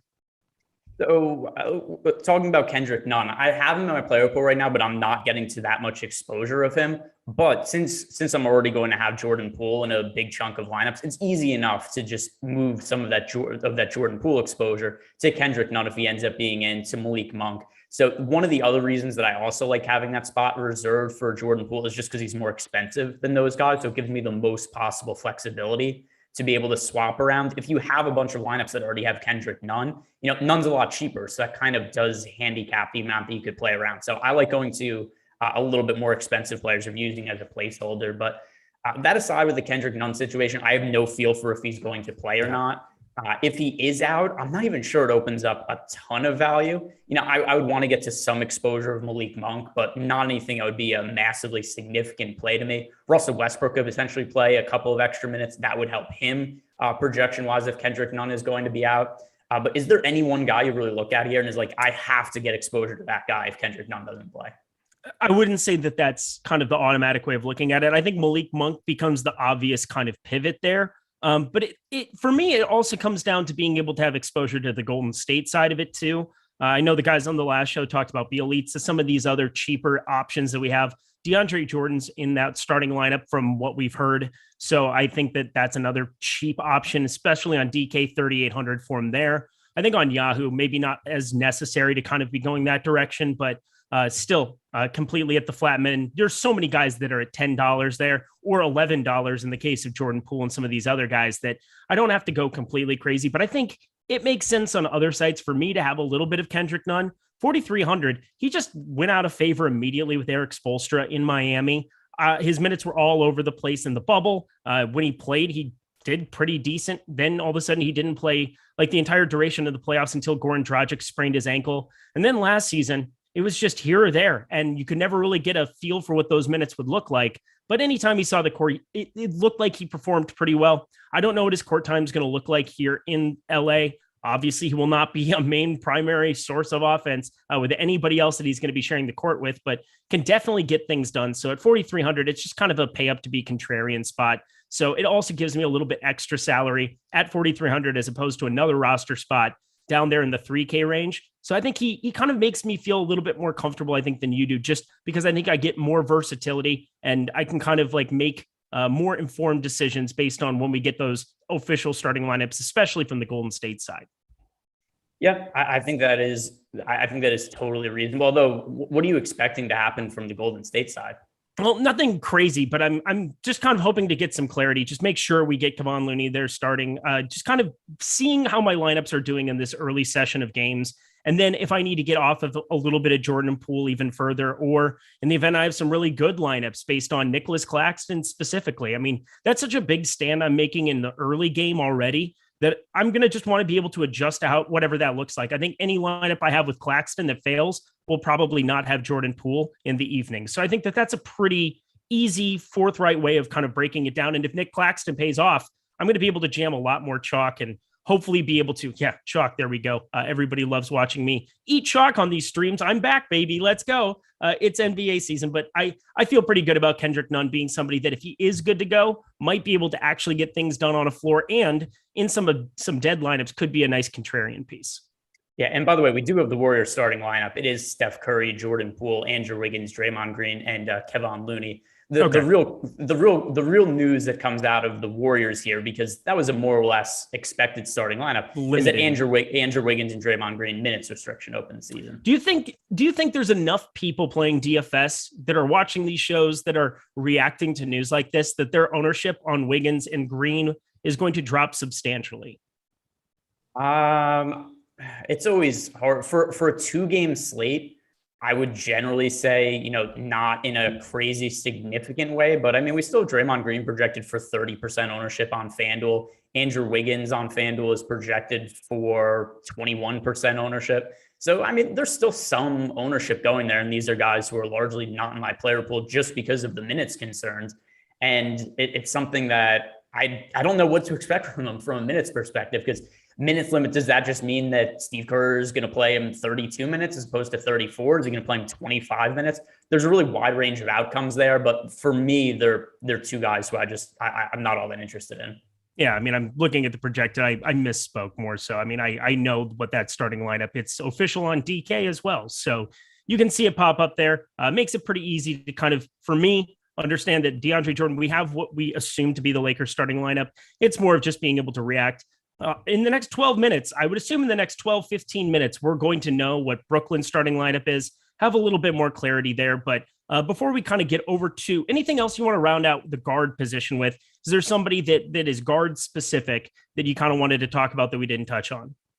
Well, I think one more thing I just want to bring up the answer. The short answer is yes, but the longer answer is I want to bring up the Steve Kerr soundbite today and just read off what it was that he said about the minutes, because some people in chat didn't see that the statement that he put out. So this was a few different Warriors beat reporters have put this out, but this is Steve Kerr said Andrew Wiggins will be on a minutes restriction as he ramps up his conditioning. He said Draymond Green probably isn't ready for a heavy minutes load either. So that's the information I'm going based off of that led to me lowering my minutes projections for Draymond Green and Andrew Wiggins. Yep, same here. I don't know. Draymond Green wasn't a guy that I wanted to get to a ton. Obviously, he has triple-double upside, points being the one that you're the most concerned about sometimes, but apparently his backpack shooting is back in action. That was something Ryan dropped. Hello, Renpack, in the chat. My guy, he brought up the backpack shooting. It's so funny every time because it's the most perfect imagery of a Draymond Green shot. All right, before we get over to forward, you guys need to check out the promo Curry we have going right now. 50% off your first week of Awesemo Plus Platinum right now. We're going to have all these kind of deals going on, but you never really know exactly when something's going to fit in perfectly. I know right now everybody's getting into NBA DFS, so there is no better time to be checking this out. That's $14.98 for this tip-off special that we have going. 50% off the pass. Use promo code Curry at checkout. We have the lineup tool. We have the NBA Boom Bust tool, which we're going to use nonstop for all of these shows, lineup builders, and premium Discord. It is premium Discord now. You want to be checking that out. So stop guessing, start winning, and check out Awesemo Plus with this amazing deal. It will be helpful, I promise, because these tools just make so many people so much money, including Renpack in the chat, Greg Ehrenberg, myself. We're just very fortunate to be able to have access to them. And now, for a very low price, you can too. All right, let's get ourselves over to forward on the top end. Lots of forwards that we want to be going towards. I'm looking at the DK page. We'll start off talking here. Giannis Antetokounmpo, Kevin Durant. Just like we have James Harden and Steph Curry, I feel like there's a lot of mixing and matching of these two on the top end. Who is your priority? It's Giannis for me. And before, when you asked me who is my overall preferred top price stud on the slate, on DraftKings, the player I have the most exposure to on the high end right now is James Harden. On FanDuel, it's Giannis. And still, though, it's really splitting hairs. I like both these guys a whole bunch. I'm going to be overweight to both of them. It's a slate to me where we have so many superstars on this slate that I'm building my lineups are almost entirely stars and scrubs. So really high priority for me to jam in as many of these guys as I can, whether it be Steph Curry, James Harden, Giannis, Russell Westbrook in some lineups on DraftKings. But I have like 2 or 3 all-stars in pretty much almost every lineup. I would recommend that because this is as stars and scrubsy as a slate could possibly get, especially when 2 of the main mid-tier pivots now we're on minutes limits or being told that they're going to be limited here with that quote you had from Steve Kerr beforehand. So low 30s minutes, not going to be ideal to try to, you really want to be spiking some kind of upside. So it makes me even more want to just be jamming more James Harden, Giannis Antetokounmpo into lineups. So I think that makes a lot of sense. I think that's a good call by you. But of course, Kevin Durant, how much of him are you getting around the industry?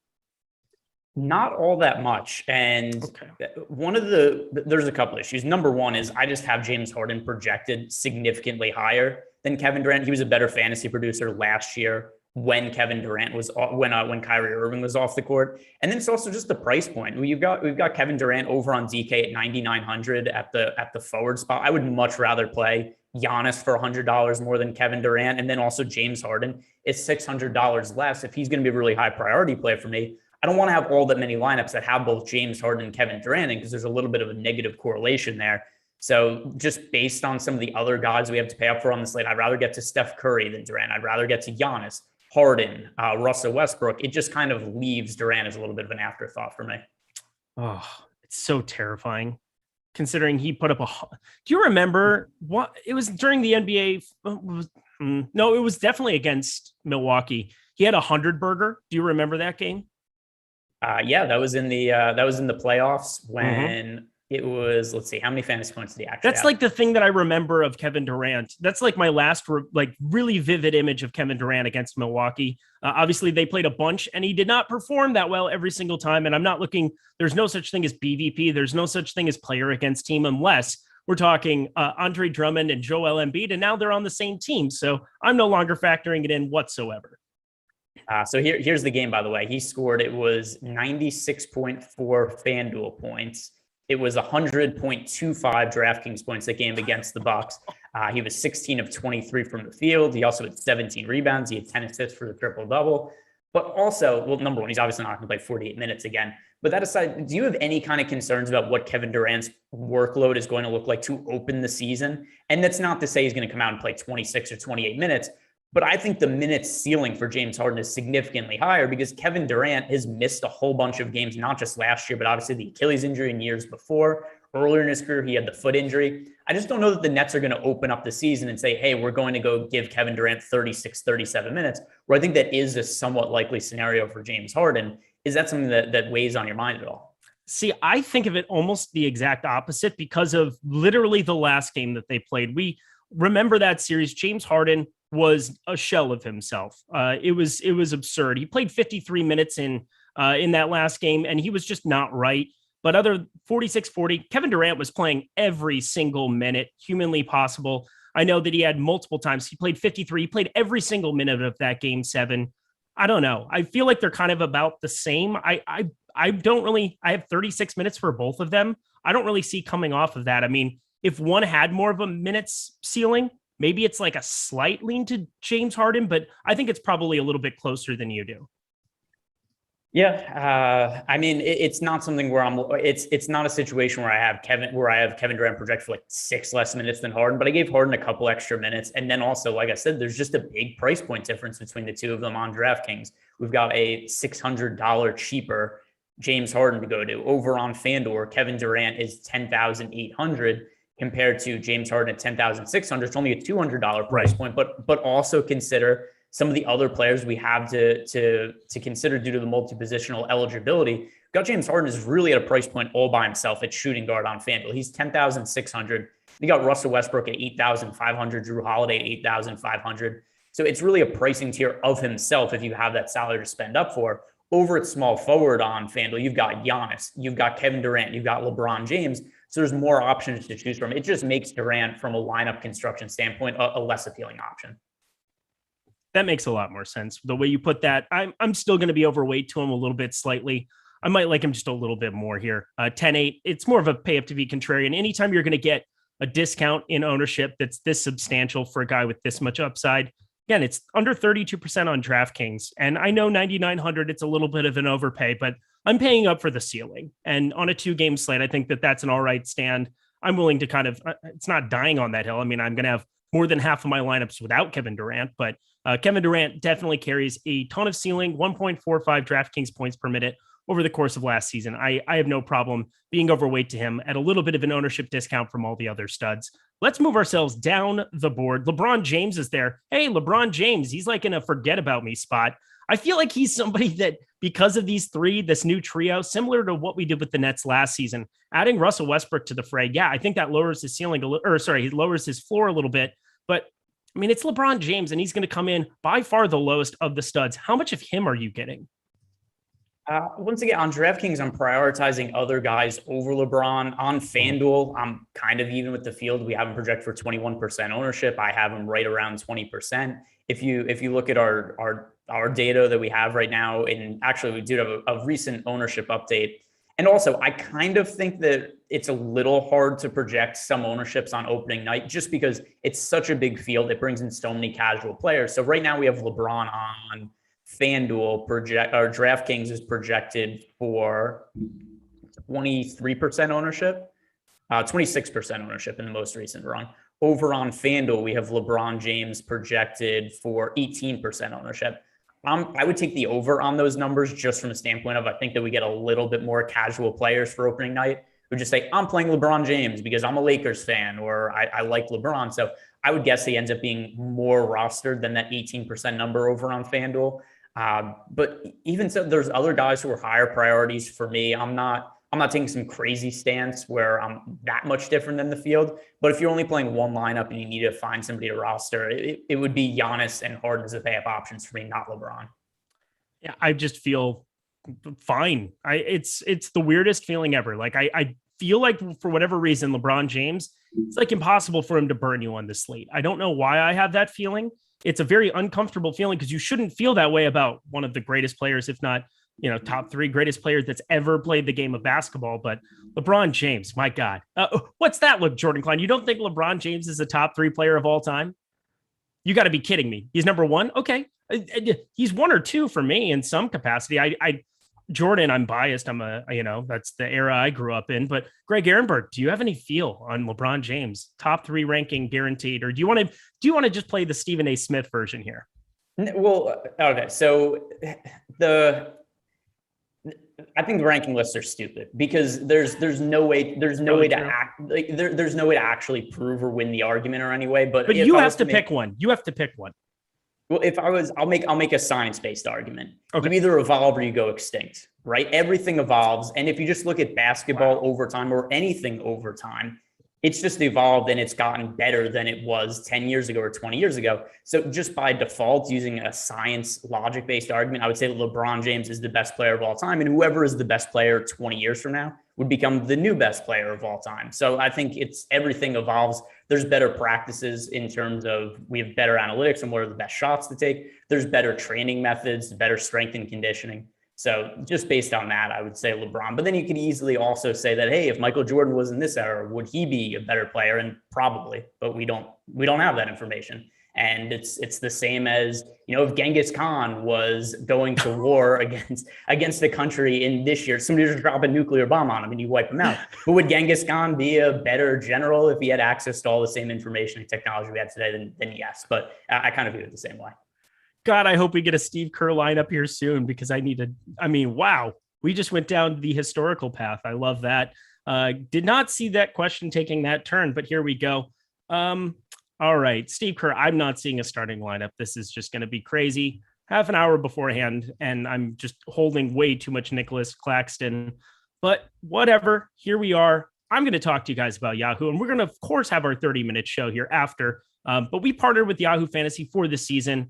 We have so many great offers with them. Of course, the main of being right now, if you're a new user, head over to Yahoo, deposit $10 or more, enter any of the contests that they have on the site. And they're all just like, there's a negative 50K that they're putting back into your pocket overlay contest today for $10. It's incredible the amount of contests like this that they're running every single day for NFL, NBA, you name it. They've got material for it over there. They've got a golf product. They've got baseball still going. It's such a great site to be playing on, and you need to be over there. But we're incentivizing it if you're a new user because you'll get 1 month of Awesemo Plus Platinum, a $90 value, everything we offer behind the paywall, every NBA tool, NFL tools, MLB tools as this is kind of rounding out for the season, completely free for a month.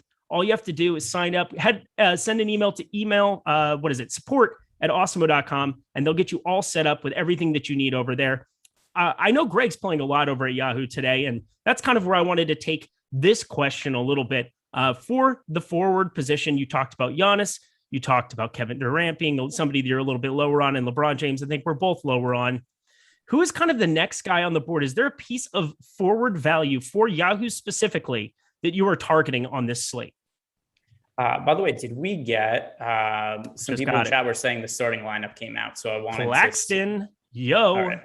So we don't really have to change any information for that. We were assuming, so beautiful. Yeah, we were assuming it was going to be Nick Claxton, and I'm curious if we get any kind of ownership update now that he's officially starting. We'll know that for a couple of minutes, but yep, all the same stuff we said about Claxton before holds true. How many minutes do you think he plays? I have him for 22 right now. I have him probably for, 22 is the number. I don't think I have to change a single thing that I have going right now. Yeah, by the way, we did get, that's weird. So the latest ownership update we have, Claxton actually dropped in projected ownership, only 0.7 on DraftKings. On FanDuel, he's projected for also 0.7% ownership. And that is as of 1 minute ago. So we'll see if that changes. But if he's actually going to be less than 1% owned, that's a very obvious guy to get overweight to the field on. People were saying, we want lineup. Yeah, it's something that you need to have because when you leave, you don't know what I'm singing. Nah, do it from the top. Do the whole thing. I ain't saying she a gold digger. That's all. That's all I got for you. Yeah, little Kanye. Apparently now it's Ye, or is it Ye? I saw he changed his name yesterday. That's all I know about pop culture. It's Ye or it's Ye? It's Ye. We're just going Ye. It's Ye.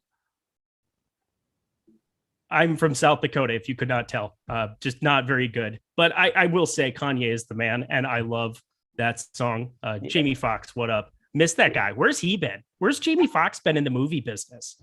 I don't know, but Kyrie Irving is just Kanye West with a jump shot. There's not all that much that differentiates them. Okay, well, there's that too. All right, let's move down the board. Now we have this starting lineup. Blake Griffin, of course, he's also a forward. He's somebody you can play at center at a number of sites, including every site now, because of FanDuel doing the multi-position eligibility thing. I guess he would have been a power forward there anyway. But what are you doing with the rest of the forward position? Is there a piece of value that you really like down here? So, we had a lot of people in the chat talking about Bruce Brown, saying like, oh, Bruce Brown isn't starting. And I wasn't expecting him to start, and I'm still getting to Bruce Brown at a pretty high clip on DraftKings. Not as much FanDuel where he's more expensive, but Bruce Brown at 3,600 on DK, I don't think he needs to get a ton of minutes to be able to be viable at that price point for a couple of reasons. Number one, there just aren't that many good punt plays on DraftKings. And then number two, I think there's so many studs that are underpriced on DraftKings. We need salary savings somewhere. It wouldn't be surprising to me at all that we see somebody who's 3,600 on DK go put up 13, 14 fantasy points. I really think that's all it's going to take to land in the optimal lineup, given all of the stars we have to pay up for on this slate. So going and looking at the boom bust tool that we have here, Bruce Brown, who, by the way, we don't have a real lofty projection on him. We have a projection of 21 fantasy points for Bruce Brown. That lands him in the optimal lineup 46% of the time. So I think that Bruce Brown at that price point is still one of the better plays on the slate, even though he isn't starting. I liked him regardless of whether he was going to be starting or not. So nothing there changes for me. Me either. I like Bruce Brown. I like him very much. I think having him come off the bench and be a second unit, we're looking for some kind of scoring output coming from this bench on the Nets. I don't know where else you get it other than Bruce Brown. He's shown glimpses of being capable. What are you smirking about over there? What's happening? No, I was just reading through some of the YouTube chat, but I was like, also we did get a super chat. It just came through, Greg Ehrenberg. I was going to say, give me 5 seconds. How about that? I am the host. I am the captain now. Okay. Overall thoughts on Bjelica? D Niz, he asks. Let's go. Overall thoughts on Bjelica and last man in, Grayson Allen or Bruce Brown in a high dollar DK single entry. He fancy. So last man in, Grayson Allen or Bruce Brown. I'm pretty sure that's Grayson Allen for me for tournaments, even though I like Bruce Brown. By the way, these guys are very similar in all of our tools. We have nearly identical odds landing the optimal lineup, nearly identical projections ownership. I have slightly more lineups with Grayson Allen than Bruce Brown, but I mean, it's like 3 extra lineups. So slightly lean towards Grayson Allen for me, but I don't think you can go wrong with either of them. Do you think that having 18%, 20% Knicks Claxton, I'm asking a selfish question. Do you think that that's still going to be over the field in the big tournament on FanDuel? What was the ownership? 18%. Yes. Yeah. Okay. Especially because, all right, we have a fresh ownership update now, a new ownership update of the new ownership update. Love it. And Nick Claxton is projected for 7% ownership on DraftKings. Okay. On FanDuel, he's projected for, oh no, never mind. That's just the ownership. The ownership percentage isn't showing up right now. Let's see. I'm gonna have to.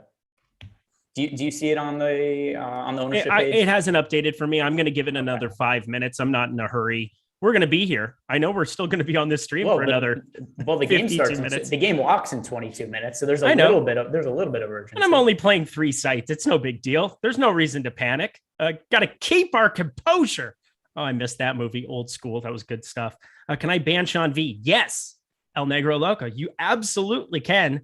I love that idea for everybody. Or, you know what? Give him a nice timeout. Let him think about his actions. I don't know what he said or what happened. I just know that it's Sean V. So cool. Go ahead and do that. No. I am team Sean V. And as a lot of people know, I have been pushing to try to get Sean V on shows with me instead of Eric. So once again, I'm going to run the poll that I did last time. If you guys want Sean V to be on the shows in place of Eric, like the video. If you want Eric to be on the shows in place of Sean V, like the video. At the end of the day, we're going to tally up all the numbers. And why are you immune? Why can't it be me and Sean V versus you? Because you don't like Sean V. Maybe I would enjoy it. Maybe that makes for good television, makes for good first take, makes for good things that, people want to watch, some eyeballs. How about that? Sean V is invaluable to the YouTube chat. He is the best takes on the internet. And I'm also kind of, I think that you and Sean V are the same person. I think that is a pseudonym that you go under on the internet. All right. Everybody says I want to joke around. I want to get to business. Yeah, I do. Bjelica, it's a guy that I do like as kind of a flyer piece. All the stuff Adam talked about on the last show as far as his utilization, I don't even know necessarily about that. I just know that anytime he has gotten some extended run where, again, Golden State's going to need to find some offense from other places. And Bjelica, I think he's going to be more offensively capable than somebody like a Juan Toscano Anderson that they had last year. Kevon Looney, not exactly the most ball dominant dude. Draymond Green isn't going to score a bunch. So it's got to be Steph Curry starting it. And then you're going to have some Andrew Wiggins mixing in there. Otto Porter ain't really all of that. I mean, I probably feel okay about Otto Porter today, but I just think Bjelica can actually be, weirdly saying this, just a little bit of an offensive spark plug. What do you think about him? Otto Porter is my guy. You mentioned his name in passing there, but Otto Porter, I thought was the best free agency signing from a value standpoint that any team made in the offseason. The Warriors were able to get him for a minimum contract. And don't forget, this is the guy who signed a max contract with the Wizards. What was that now? 4 or 5 years ago. That contract ended up going sideways, but only because of injuries. Porter's always been a guy who's played really well when he's been healthy. And I don't expect him to come out and play 32, 34 minutes or anything like that. But with the news that Andrew Wiggins is going to be playing limited minutes on opening night, Draymond Green is expected to play limited minutes, I think we could see upwards of 26 to 28 minutes from Otto Porter. And given that he's been a good fantasy producer in the past, he's not all that popular today. He's somebody who I really do like getting overweight to the field on. He's one of my favorite tournament options. All right. Yeah, no, I think he has a crazy ceiling. I talked about him on a show earlier today and think that he has a gigantic ceiling. I also think there's a gigantic floor. I don't know what to think about the minutes. I don't know what it's going to look like. I got to think that they need offense. So it's Bjelica, Tim, somebody's got to come in from that second unit and be somewhat offensively capable. And Otto Porter, when healthy, has definitely shown glimpses that he can do that. Going back to Chicago, going back anywhere he's been, he constantly has the ability to get a bucket if need be. All right. Anything else on the super value end of forward before we head over to center?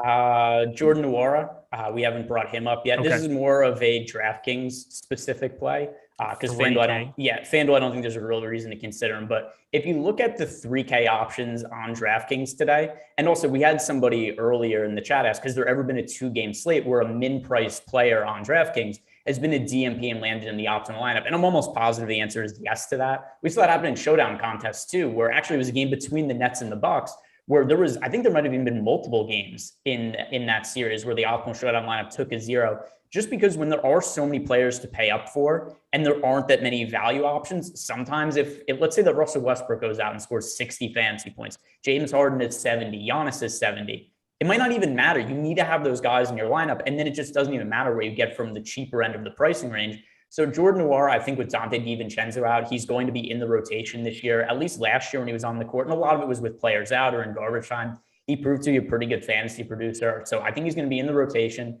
And at least if you're comparing to the other options in the 3K range, I think he's superior to the other options. There's nobody I really like for 3K outside of Nwora on DK today. I agree wholeheartedly. He's the only flat min guy that I'm going to be playing whatsoever. Everybody wants me to sing my Mo Harkless song. That's very adorable that everybody remembers my Mo Harkless song.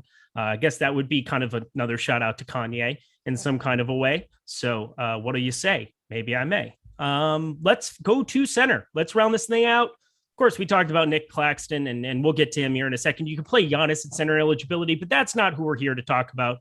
We're here to talk about Anthony Davis on Yahoo specifically. He's $43. Obviously, you can play him at center. What are you doing with him on this slate? So you're asking me for Yahoo or for FanDuel? So I just started with or... Yahoo because one, we're sponsored by them. And then two, I wanted to be able to just ask a little bit of your opinions on him because he's the one player from this Lakers trio and the one stud that we haven't talked about yet. Yeah, I am I'm getting to him a little bit on Yahoo. I find him to be a little easier to get to on, say, like DraftKings or FanDuel. And it just comes from a standpoint, too, of I think he stands to get hurt the most by the addition of Russell Westbrook. I think that, LeBron, to an extent, the production is always going to be there. They might go a little easy on the minutes for him in the regular season. But Anthony Davis, at least for right now, I think his rebound numbers could really get hurt, not just with Russell Westbrook being there's a really good rebounding point guard, but there was an expectation that Anthony Davis was going to start at center and play a lot more center minutes this year. DeAndre Jordan is randomly starting at center, and he's going to take some rebounds away from Anthony Davis also. So I'm really concerned about, number one, a dip in Anthony Davis's usage with Russell Westbrook in the mix. And number two, a dip in rebounds for him. Now they have DeAndre Jordan starting at center and Anthony Davis sticking at power forward. So I'm definitely light on Anthony Davis for tonight. And it's hard to feel super comfortable with that because, he's Anthony Davis. He's really high upside. But there's so many stars on this slate that I'd rather get to than him. Well, yeah, and it's not just DeAndre Jordan. It's having Russell Westbrook out there, one of the best rebounding guards in the game, a guy who, routinely in this triple-double streak that he's been on the last couple of years, just continually gets all of these garbage rebounds. And that's what you really want from Anthony Davis there. The double-double upside on DK, a lot of these other spots. Sure, he could score 35, but that might not even be enough on this slate specifically when you have studs that are capable of doing everything, specifically James Harden, Giannis Antetokounmpo, so on and so forth. So I'm there with you. I just wanted to shout him out because anytime he's this low owned, I guess on other sites, you at least have to take note because it's still Anthony Davis. And it doesn't change the fact that if he does end up getting that double-double, and if he does start knocking it down under 20%, it's going to be like maybe we should have had more of a sub 9K Anthony Davis on the slate on DraftKings. So that's kind of more of my thought, but I think I'm with you. I don't have very much, which is sad because Rinpack, I know, is in love with him today. So take that for what you will. He's a lot better at NBA DFS than just about anybody on planet Earth. Moving down the line, Draymond Green, 6,800. We talked about his limitations. How much of him are you still getting to on this slate? Draymond Green, very, very little. And by the way, also one other thing on Anthony Davis is we currently have him projected for 19% ownership on DraftKings with 15% chance to be in the optimal lineup. Over on FanDuel, we have him projected for 24% ownership with a 19.4% chance to be in the optimal lineup. So he is one of the more negatively leveraged players on the slate. That does make me feel a little bit better about having him in, let's see, what do I have? 14% exposure to Anthony Davis now. So quite a bit less than the field has. But as for Draymond Green, also somebody who I'm way underweight to the field on. I don't know what his actual ceiling is in terms of playing time. I have to take Steve Kerr at his word that he's going to play Andrew Wiggins and Draymond Green limited minutes to open the season. Draymond Green just overall for, I guess, safety health reasons, because he's been also hurt a lot in the past. They've generally eased up on him in the regular season in terms of playing time to open the season the last few years. And then Andrew Wiggins, he was away from the team and his conditioning apparently isn't up to par. But I'm going to take Steve Kerr as word these guys are playing limited minutes. If not, I'm just going to blame it on Steve Kerr. I'm not even going to take the loss myself. I'm just going to be like, yeah, screw that guy. He really messed with us.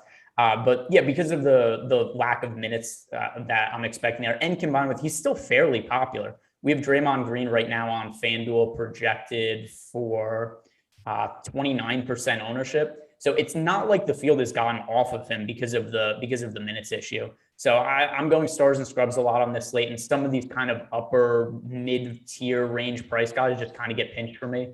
So a lot more, I'm much more frequently paying up for Giannis than I am getting to Draymond at his price point. All right, we got some super chats to catch up on. Thank you, R. Cathelza, $1.99, sir. Middleton, Porter, or Allen AD on DK single entry? Let's see. Let me scroll up so I could find it. Can you read that to me one more time? Middleton, Porter, or Allen AD on DK single entry? I really like the second one. I just don't want anything to do with Middleton, I don't think, as not nearly as much. Just it's kind of a dead man's range there. I don't like Anthony Davis though, and at least on DraftKings though, there's a really cheap price point on Chris Middleton. It's $7,200. That's it's a very reasonable salary. I think that Middleton's a much better play on DK than he is on FanDuel. And then, like I said, Otto Porter is one of my favorite tournament plays on the slate. I don't like Anthony Davis, so give me the Middleton Porter combination, and you could take the opposite side, and then we could fight about it later. I'm playing the least on DK, which is weird because I can't remember a time where that was the case. But I guess that's what happens when you get an amazing tournament like Yahoo rolled out for this 50K overlay. And then FD, super easy price point to be able to make 150 over there today. So fired those two up primarily. But yeah, still got some stuff to finish up on DK in the last couple of minutes. But thank you so much, Arkathelza. And then Manny C, the NBA season is upon us. Fortune and glory to all. A huge thanks to you, gentlemen, and all at Awesemo. Your efforts have taken an average player to the next level. What was that word? I don't know. Average. I just mumbled it. It was efforts. bad. Efforts. Your efforts take an average player to the next level. There you go. They said, yeah. So thank you. That was $10 worth. I tried to give it some love. Cool. Let's see. Yeah, sorry about that, everyone. Here we go. We're going back. We've got 11 minutes here before lock. Let's talk and round out conversation about center. DeAndre Jordan, Dwight Howard, two centers here from, and we'll throw Kevon Looney in there as well. Nicholas Claxton, who we obviously were in love with, we're still in love with.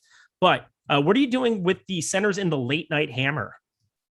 So I have not forgotten you had a vendetta against Kevon Looney last year, and I think for a good reason. As a guy who almost always scored the same exact amount of fantasy points. If you were playing Looney last year in games, you were just getting 16, 19 fantasy points somewhere around from every single game. There was somewhat of a floor there, but the ceiling was kind of non-existent.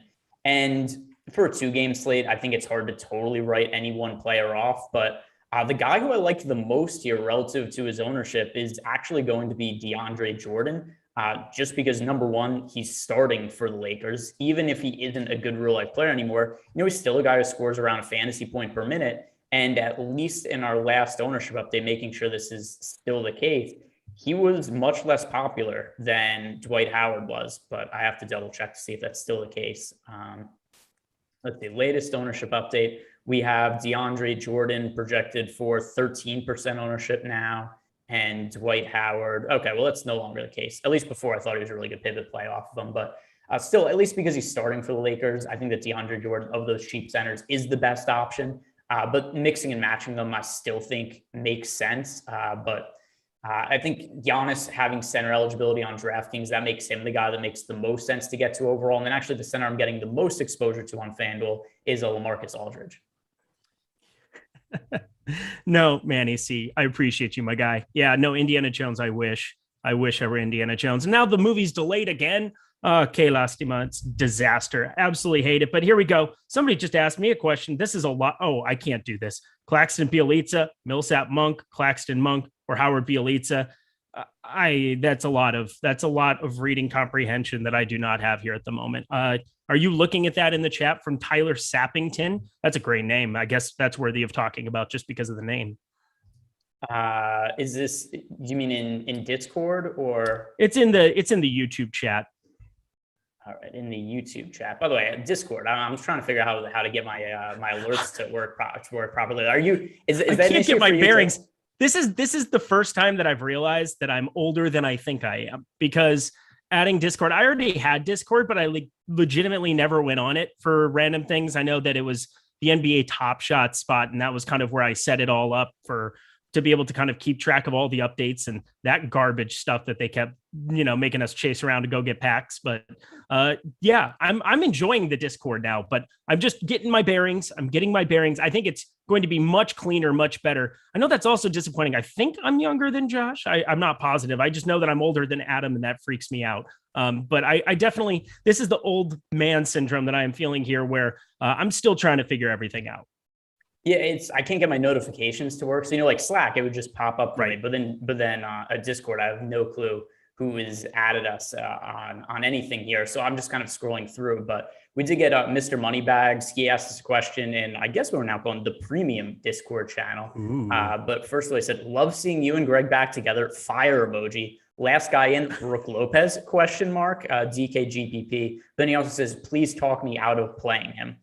So Brooke Lopez, by the way, people are also bringing up Brooke Lopez in the in the YouTube chat, but is there anybody that you would want to pivot off of with Brook Lopez there? I'm going to go look to see if I have anybody projected better than him in that price range. I mean, it's interesting. FanDuel is the one spot where Nick Claxton is 4,600 and Brook Lopez is 6K. And I don't know. I'm still obviously. This is a DK question, by the way. Oh, this is DK specific. Oh, okay. Well, Brook Lopez, I think he has the most value over there because of the 3-point bonus. I don't know. He can always get hot from three. I just never pick these games out correctly. So I just never play very much Brook Lopez. And you take the lumps on the days that he's knocking down threes and you just bypass the field that has him on the days that you don't. I legitimately, I think he's my lowest owned player out of anybody that's like a nominal player. I 5% on DK. How about you? Yeah, I actually like Brook Lopez more than the field does tonight. And the main reason is because Bobby Portis is out. So I think a lot of people might look at this series that the Nets and Bucks played in the playoffs last year and say, hey, the minutes weren't always there for Brook Lopez. But don't forget, Bobby Portis at times played a big role in the playoffs for Milwaukee. He's out with a hamstring injury. I think that really solidifies the minutes that Brook Lopez is going to play. I just don't know what else they're going to do to fill those minutes. I think there's going to be some of Giannis playing center minutes, but I think this should really mean that we get somewhere in the neighborhood of 32 minutes from Brook Lopez. So as a center option who isn't picking up a ton of ownership relative to a 2-game slate, I actually do really like him for tournaments. All righty. Well, that's good to know too. Brook Lopez, definitely somebody that you can get to if you want to try to identify that. I do like the Bobby Portis call. I hadn't really thought about that angle of it. For him just kind of maybe seeing a couple more rebounds, but he's never been a great rebounding big as is. So maybe a couple here and there, but for me, if he knocks down shots, he's going to burn you. And if he doesn't, you're probably not going to want to touch him at 5,900 on DK. That's just kind of the way that it works out there. Tony, welcome to Team Awesemo. Enjoy that badge. That's great. Let's also go. Let's see what everybody else is asking here. We've got 5 minutes before lock. Get your lineups in if you haven't done so already to react to some of that Brooklyn news. I'm just kind of finishing some stuff up myself. How many is too many from one team is the question that we have. How many players? Let's talk about it from DK. How many would be too many for you with 8 total players that you have in a lineup? I mean, I didn't set any kind of restrictive rules, but I would say it looks like I don't have any more than 4 in any one lineup. Okay. It's hard to say like, oh, I'm not going to play more than 2 or I'm not going to play more than 3 or anything. There's only 2 games on the slate, but I think anything more than 4 is probably a little excessive for this slate, though. I think 4 is a good number. 5, you're basically just saying I'm going to play a ton of value from one side, and you're basically looking at it there being a blowout where one team scores a ton of fantasy points, James Harden and Kevin Durant perhaps, and then you have a bunch of value on the other side of it, maybe Claxton, Bruce Brown, and then some scrub who just gets a bunch of blowout time. Something like that would make some sense if you wanted to play 5, but I'm not going to do it on this slate. I didn't actually set any parameters for it, but I can tell you comfortably I'm going through everything. I don't have anything with 5, so not going to be an issue for me. So 4 would make the most sense. Let's see. And then also for FanDuel, it's the same thing where it's only a 4-player max anyway on FanDuel, but I still don't have an issue with 4 players from any one team. All righty. Anything else that we have here? Chris Chioza question mark? What? No. I mean, that's the easy answer is just no. Okay, I hadn't seen that name, period. And so that was exciting. Claxton or Griffin for you? We don't have a site for that. Please throw in a site that's going to be helpful because a lot of these value plays, they're going to be wildly different depending on what their price is. So hit us up with that. Somebody said Claxton, Brown, or Bazemore for a cash play. Okay on DK.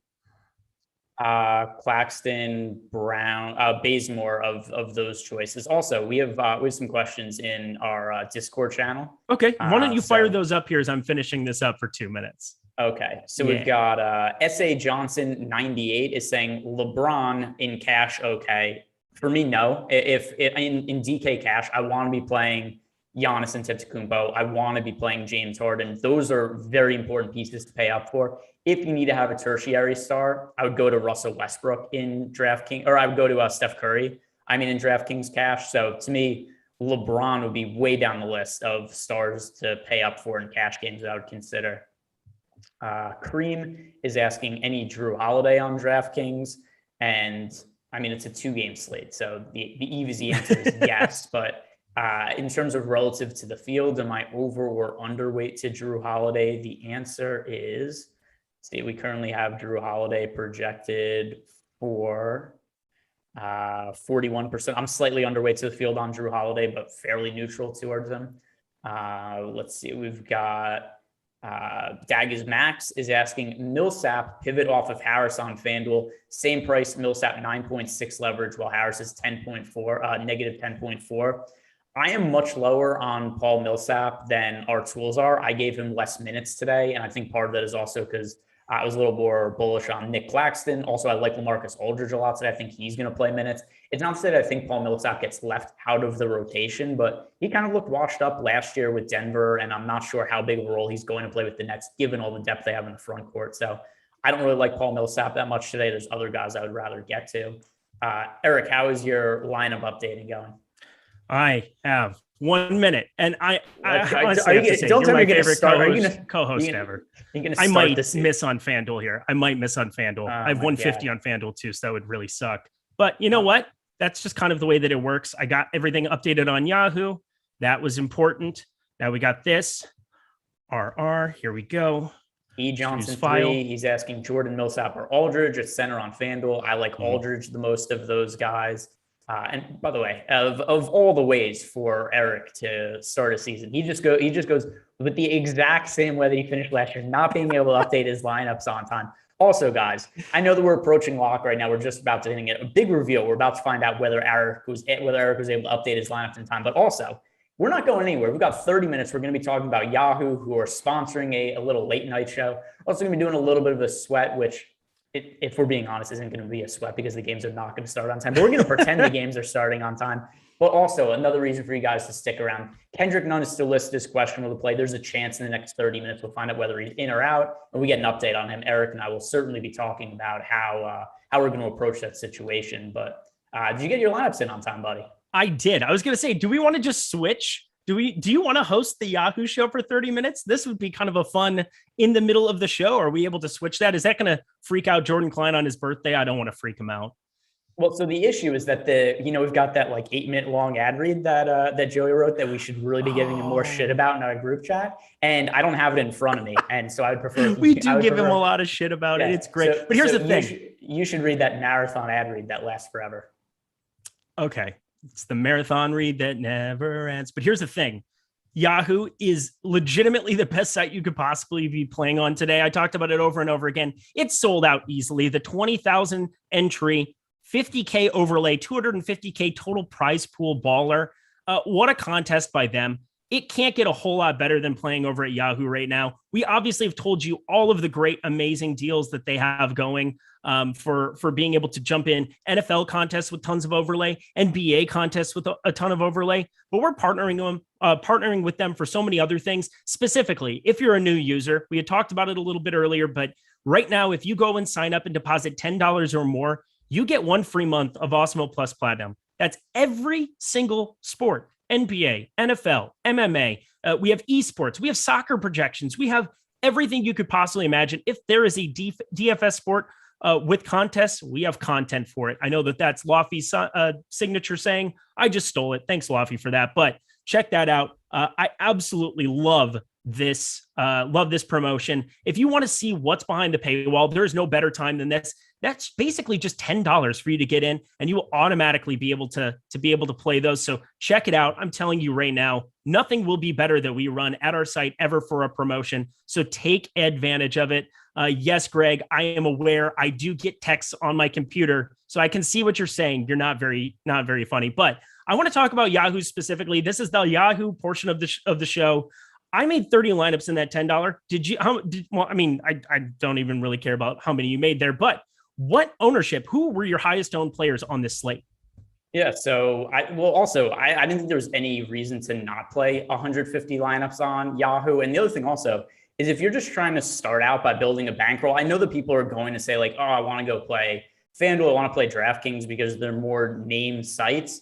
And I'm not just saying this either because they're sponsoring the show. They had guaranteed overlay tonight where I forget what the exact number was. I think it might have been like 50K. $50K overlay on a $250,000 prize pool. So that's 20% guaranteed overlay if I have the numbers correct on what the prize pool was there in total.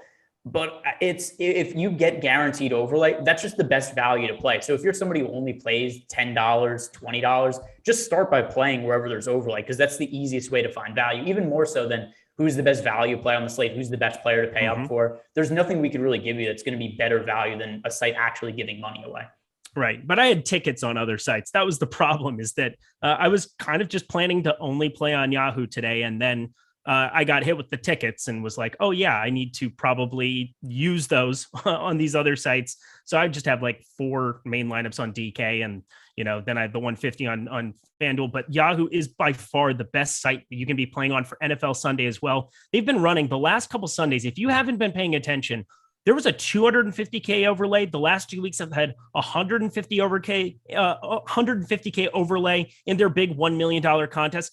There's nothing that we can give you as far as information that is better than just entering those lineups, crunching a couple things that we have with our tools, and firing those in those lineups. You know, obviously there's more of it that goes into it than that, but I'm telling you, for your bankroll, there's no better time to be jumping over and playing Yahoo. But back to my original question here for you. On the top end, Jordan Poole, by far at $11. I'm playing him almost exclusively in that shooting guard spot. How much of him did you get to on this slate?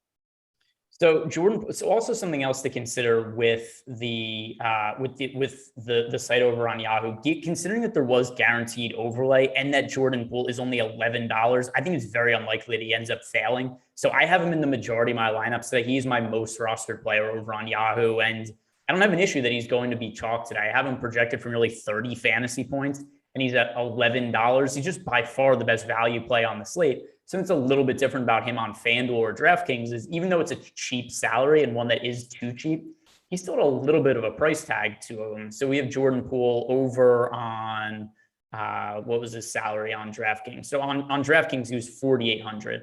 On FanDuel, Jordan Poole is $4,900. Still too cheap, but it's a lot different than somebody being the flat min. This is the equivalent of him being, $3,000 on DK or $3,500 on FanDuel. So I don't have any issue with playing him in 90 plus, even 100% of lineups, which that's what I did. He's in almost all of my lineups. Yep. He's in 95% as I'm looking at. I thought I had 80, my last run, 30 total lineups. He's in all of them except for 2 would be the answer. So Jordan Poole, fantastic play here. Grayson Allen, another guy you could play at shooting guard, but I'm getting a lot of both of them mainly because they're $10 and $11 and projecting out so well. Moving down the board, I have a feeling that I can predict that Giannis Antetokounmpo over on Yahoo would be your next highest owned player. Let's see. I have Grayson Allen is my second most rostered player. And then that just kind of afforded me the flexibility to pay up for whoever I wanted. So I was able to get to, once you have Jordan, Poole, and Grayson Allen in a lot of lineups, then you're able to get to a whole bunch of Giannis and Harden. Those are my 2 next most rostered players. So yeah, I actually had Grayson Allen next. Once again, just a price point play, only $10. And something else to consider that you mentioned before, it's unlike what FanDuel has now and what DraftKings had for the last few years. We don't have multi-position eligibility over on Yahoo. So the shooting guard position is really thin. There are not a lot of guys to roster over at shooting guard today. So kind of by default, I just landed on a lot of Grayson Allen and Jordan Poole. Is there any other shooting guard you played at all on Yahoo today? I did not. Nope. Nope. Wrong site here. We'll go back to shooting guard.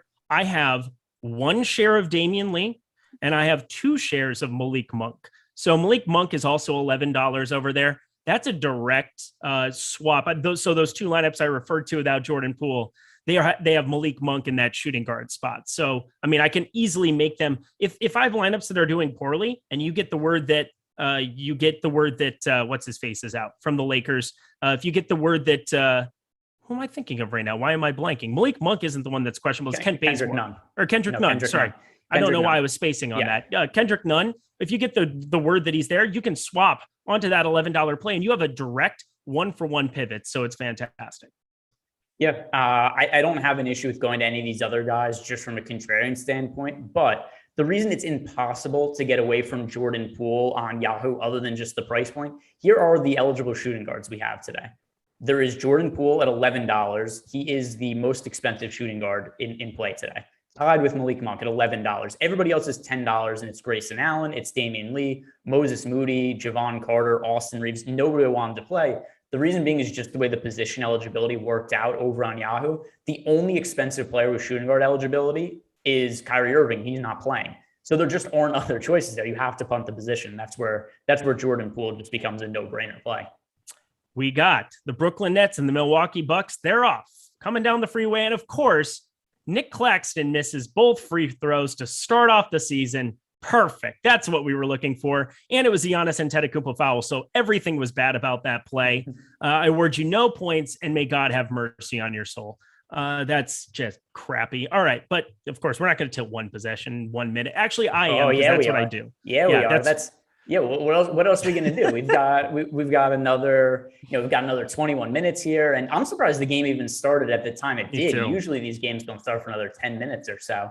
But I also think there's not that we're going to be making these pivots now, except there's always going to be stuff to consider where it's a 2-game slate.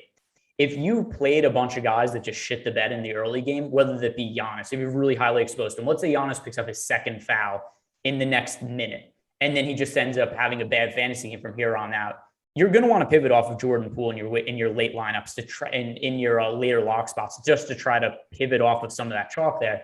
Because if Jordan Poole goes off and has a big game, you're not catching anybody in terms of fantasy points. So if you have any kind of early lineups that struggle, take Jordan Poole out of them for the later start. Super sharp. Hey, we're on the board. First bucket of the 2021 NBA season is none other than Nick Claxton. That's beautiful. Yeah, that is the first bucket of the season, just like we all expected, right? No? And okay. No, we did expect it. By the way, Giannis with the second bucket, but I'm looking up, what did his ownership end up being on FanDuel today? That would be a very good question, because I jammed a ton there towards the end. I don't even know how much I ended up with. Obviously, I was trying to update 3 different spots, but let's see the Yahoo one. I'm going to find the Yahoo while we're at it. Yahoo, Nicholas Claxton ended up with, I can't see it from the main site here. He's actually fairly popular today, by the way. Nicholas Claxton ended up being 18.6% rostered over on Yahoo. So that's a much bigger number than I was expecting people to get to there in the last couple minutes. But 25 minutes, you'll learn, is not 25 minutes in the NFL. So when you get that news there at 4:05, people are reacting, because we're all used to, as NBA players, as NBA DFS players, being ready to go, being at the ready. There's times when things will break 5 minutes before and you'll get some gigantic leverage, but it's 25 minutes is a long time in the NBA. Have you noticed that as well? Yeah, especially, you could get the last 18 seconds of a basketball game could take the length of ordering dinner and getting it at a restaurant, because there's timeouts. There's always going to be like 3 or 4 reviews. So that in particular, that could take forever. Yo, Tank Harquist, you can troll, just don't say bad things. How about that? That'd be good. We're gonna give you a timeout. How about that? All right. Joey Corman is not happy because he was very adamant that there was no way that Giannis hit the over on his rebound prop, and he has 5 rebounds in 2 minutes. So Joey Corman not happy. There's no way. Okay, first of all, I've never seen somebody in a group chat ask that much about minus 130 rebounding prop and being so adamant because of something that happened one time last year. Joey, it's a new NBA season under new circumstances. Spoiler alert, things are going to be different. Yeah, he was very adamant about pushing that everybody bet or at least he'd already bet it before he asked before asking if it was a good bet. So he was pretty sold on afterwards, trying to convince us that he had made a good bet. But yeah, I didn't have an issue with it, but it was not under 12.5 rebounds for Giannis was not something I felt super strong about. Hey, Joey, we love the sinner, not the sin. That's what it is. So we'll love you anyway. Chris Middleton from deep. Oh man, I just love watching basketball again. This is fantastic. I enjoy basketball more than just about anything. It's as good as it gets. NFL Sundays are the best, but like this feels a little bit like an NFL Sunday and a sport that I'm just obsessed with. So I'm enjoying this. Hope you are too. But do you want to take a look at some showdown contests, perhaps? We can go ahead and do that. And I think Yahoo has some single game contests on their site. They do. It's a $12 5K to first single game baller. And if you are going to be playing Showdown around the industry, looking for a nice top heavy prize here in 5K, 12.3% management fee. That is a better rake than you will find a lot of the competitors, be it DK, FanDuel. They have 15, 16, even 17% rake in some of those contests for the main tournament. 12.3%. They put it right there on the screen and let you know ahead of time exactly what that number is. I love transparency from sites. I love the ability to know exactly how much of my money is going in and knowing what I'm getting back out of it. And of course, that management fee is negative when you're playing the overlay stuff, but even 12.3%, it's hard to find a better spot. So we've talked a lot about these games, but now we get to talk about one game specifically underneath a different set of circumstances. With Steph Curry up there at $49, you're getting $34 per player to play your 5 players. You have a megastar where they get 2x the points. You have a superstar where they get 1.5x, and then a star 1.2x. That's similar to the FanDuel aspect of it. But because the pricing is going to be so tight at this top end, we have Steph Curry, $49, LeBron James, $48, and Russell Westbrook, $47. I mean, how do you get away from Steph Curry for $2 more than Russell Westbrook?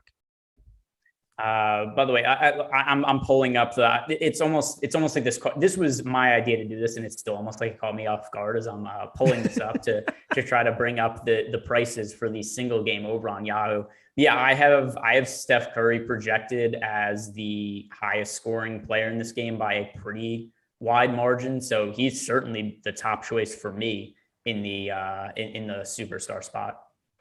Giannis with a dunk, 15-8. There we go with that. Sorry, megastar spot. I got the terminology. Megastar. Superstar would be the 1.5x. How many times are you doing the read? My gosh, I'm not doing the read again. We're talking. You do that read one more time. We're at the finish of the show. There's only 15 minutes left. No, just stop texting me. Stop spamming the group thread, everybody. Here we go. Steph Curry up there in the megastar. It's really hard to get away from that considering the projection that we have over on Yahoo for him today. I'm just pulling up this game individually. Again, we have all the tools to be able to help you build lineups for this number. It's such a great showdown contest to be playing in. So check it out here. We're going to keep building a lineup here. Are you able to pull that up? Can we build Jordan Klein? Is that something we can do on live? Gee, thank you so much for working on your birthday. Jordan Klein, everybody. It's his birthday. Give him all the birthday shout outs. He needs all the love and attention. Big number for Jordan. Big 33 years old. Everybody message him on. What is Jordan on? 33. Yeah, 33. So Jordan, everybody say happy 33.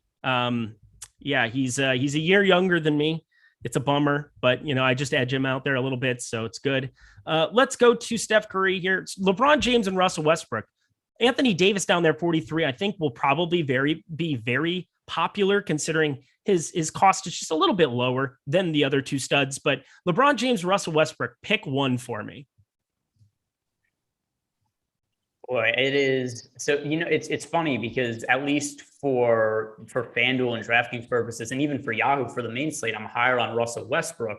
But at least relative to the single game slate, I think I lean towards LeBron, number one, because positions don't matter. One of the main reasons that I didn't like LeBron as much as some of the other players, just we had so much other competition at the position that he'd deal with at the forward spot. We don't have that issue for a single game slate where positions kind of go out the window. So I have LeBron projected for slightly more fantasy points than Russell Westbrook. And also LeBron James is more expensive than Russell Westbrook by a pretty considerable margin on DraftKings today. But yeah, for single game slate, it is LeBron for me over Westbrook. How about you?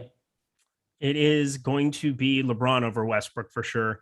Well, not for sure.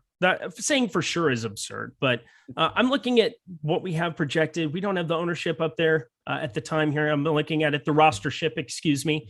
I'm looking at it here. LeBron James, though, he's projecting out really, really well for the single game showdown as I'm looking at it. And Steph Curry should be a little bit higher, I think, than what he's at there, $49. He will be my highest rostered player here in that event. But LeBron James, I think just he'll be able to do a little bit more scoring. I think Russell Westbrook, it might be something where he slowly acclimates and maybe he just hits the ground running. I think he only has one gear anyway. But LeBron James is going to have the ball in his hands a lot. He's going to be creating for a lot of these guys as well. And he'll be the primary functionary part of this offense to get it going. get a lot of these guys, specifically Anthony Davis, some open looks. So I'm probably a little bit more bullish going to LeBron as well. So I'm in agreement with you there. But Anthony Davis, considering he is going to be $43, and then you have $26 per player, maybe you just play Anthony Davis in the superstar spot. People like clicking on the first three names that they see. They think that automatically means that they're projected a little bit higher, and that's not always the case. So what do you think about Steph Curry, Anthony Davis as the starting for our lineup here? I don't have an issue with it. My preference would be to go with LeBron over Anthony Davis in that spot. Okay. And also, at least if you do look at the projections that we had for the main slate, we did project Anthony Davis to be more popular than LeBron. So I don't necessarily think that LeBron is for sure going to be played in the superstar spot more than Anthony Davis. So I'd just rather go with LeBron there. And I think you're playing three of these four studs, I think, in the megastar, superstar, star in every single lineup you're going to want to make, because the pivots, Draymond Green and Andrew Wiggins, we talked about them just not possibly having the minute ceiling to really be able to outproduce them, which is what you're kind of looking for in these builds. You put in Steph, you put in LeBron, you put in Anthony Davis, you have $15 per player. And if you skip Draymond Green and Andrew Wiggins, you can play the entire rest of the board any way that you want. You can play Otto Porter, your guy, there at $17. And then you can play literally anybody except for Kendrick Nunn. As much as I might like Kendrick Nunn for tournaments and large field stuff, I think in this single game, probably an easier stay away. But is there any, I guess, Draymond Green, Wiggins, is there any kind of an argument you can make for playing them in one of the higher fantasy point slots? Not for me, just because we have so many other studs to watch in this game. There's Anthony Davis, Russell Westbrook, LeBron James, Steph Curry. It seems unlikely to me that Draymond Green or Andrew Wiggins end up being one of the highest scoring players in the game, especially when you consider the minutes restriction. Even if the minutes restriction didn't exist, it would seem to me a little bit outlandish that they were going to outscore guys like Westbrook, LeBron, Curry, and Davis. But now you also bring in that they're probably playing, like 26, 28 minutes or something like that. And that really caps their upside. All right. So Jordan Klein, we're going to put Steph Curry up there at the mega star. We're going to put LeBron James at the superstar. We're going to put Anthony Davis at $43 in the star. That leaves us $15 per player. I think we both are in agreement that Jordan Poole is going to be somebody who gets clicked on a lot in this format. He's $11. He kind of makes every other play fit. So Jordan Poole, let's put him in just by default, just as a placeholder. If you're not playing Otto Porter, who would be the top left player in terms of cost, they're $17. Is there a preference you would have for the next guy in? $15 or down to leave some salary on the table and hopefully avoid a little duplication? I mean, Jordan Poole's the obvious answer. The only two guys that I really think make a whole bunch of sense would be Jordan Poole or Kent Bazemore. They're both going to be chalk. If you're playing a bunch of lineups, you're trying to mix in some of the other cheap guys. Dwight Howard, DeAndre Jordan, there's a little bit of sense there just because they are, well, at least Dwight Howard, very good points per minute fantasy producer. We don't know how many minutes he's going to play. DeAndre Jordan, a decent points per minute fantasy producer, and he's going to be starting, which makes me think that there's a pretty good chance that he ends up playing somewhere around 20 plus minutes. So I think there is reason to consider those guys, but my number one option for under $15, Jordan Poole, number two, Kent Bazemore, and then it would be DeAndre Jordan, Dwight Howard, kind of distant third. No question about it. I think that that's a great way to start lineups. Look at those four.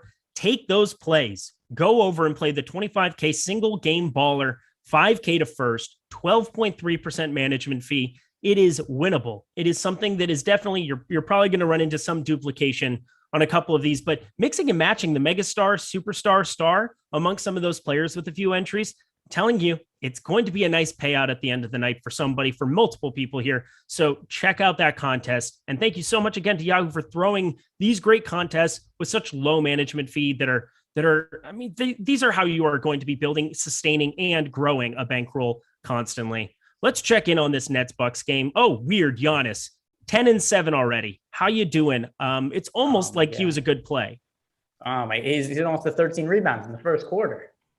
That would be so, honestly, I can't think of anything better than thinking of, I barely know Joey Corman. He's a nice chap. We've had some nice conversations in the Slack and in the group chat as well, but holy mother of God, it was hilarious. Just, I hadn't seen somebody that enthusiastic about a prop bet in a long time. So that was very endearing, I would say, but funny that it's going the wrong way. Oh, weird. Another rebound, 8. I'm sure he's having a good time watching this.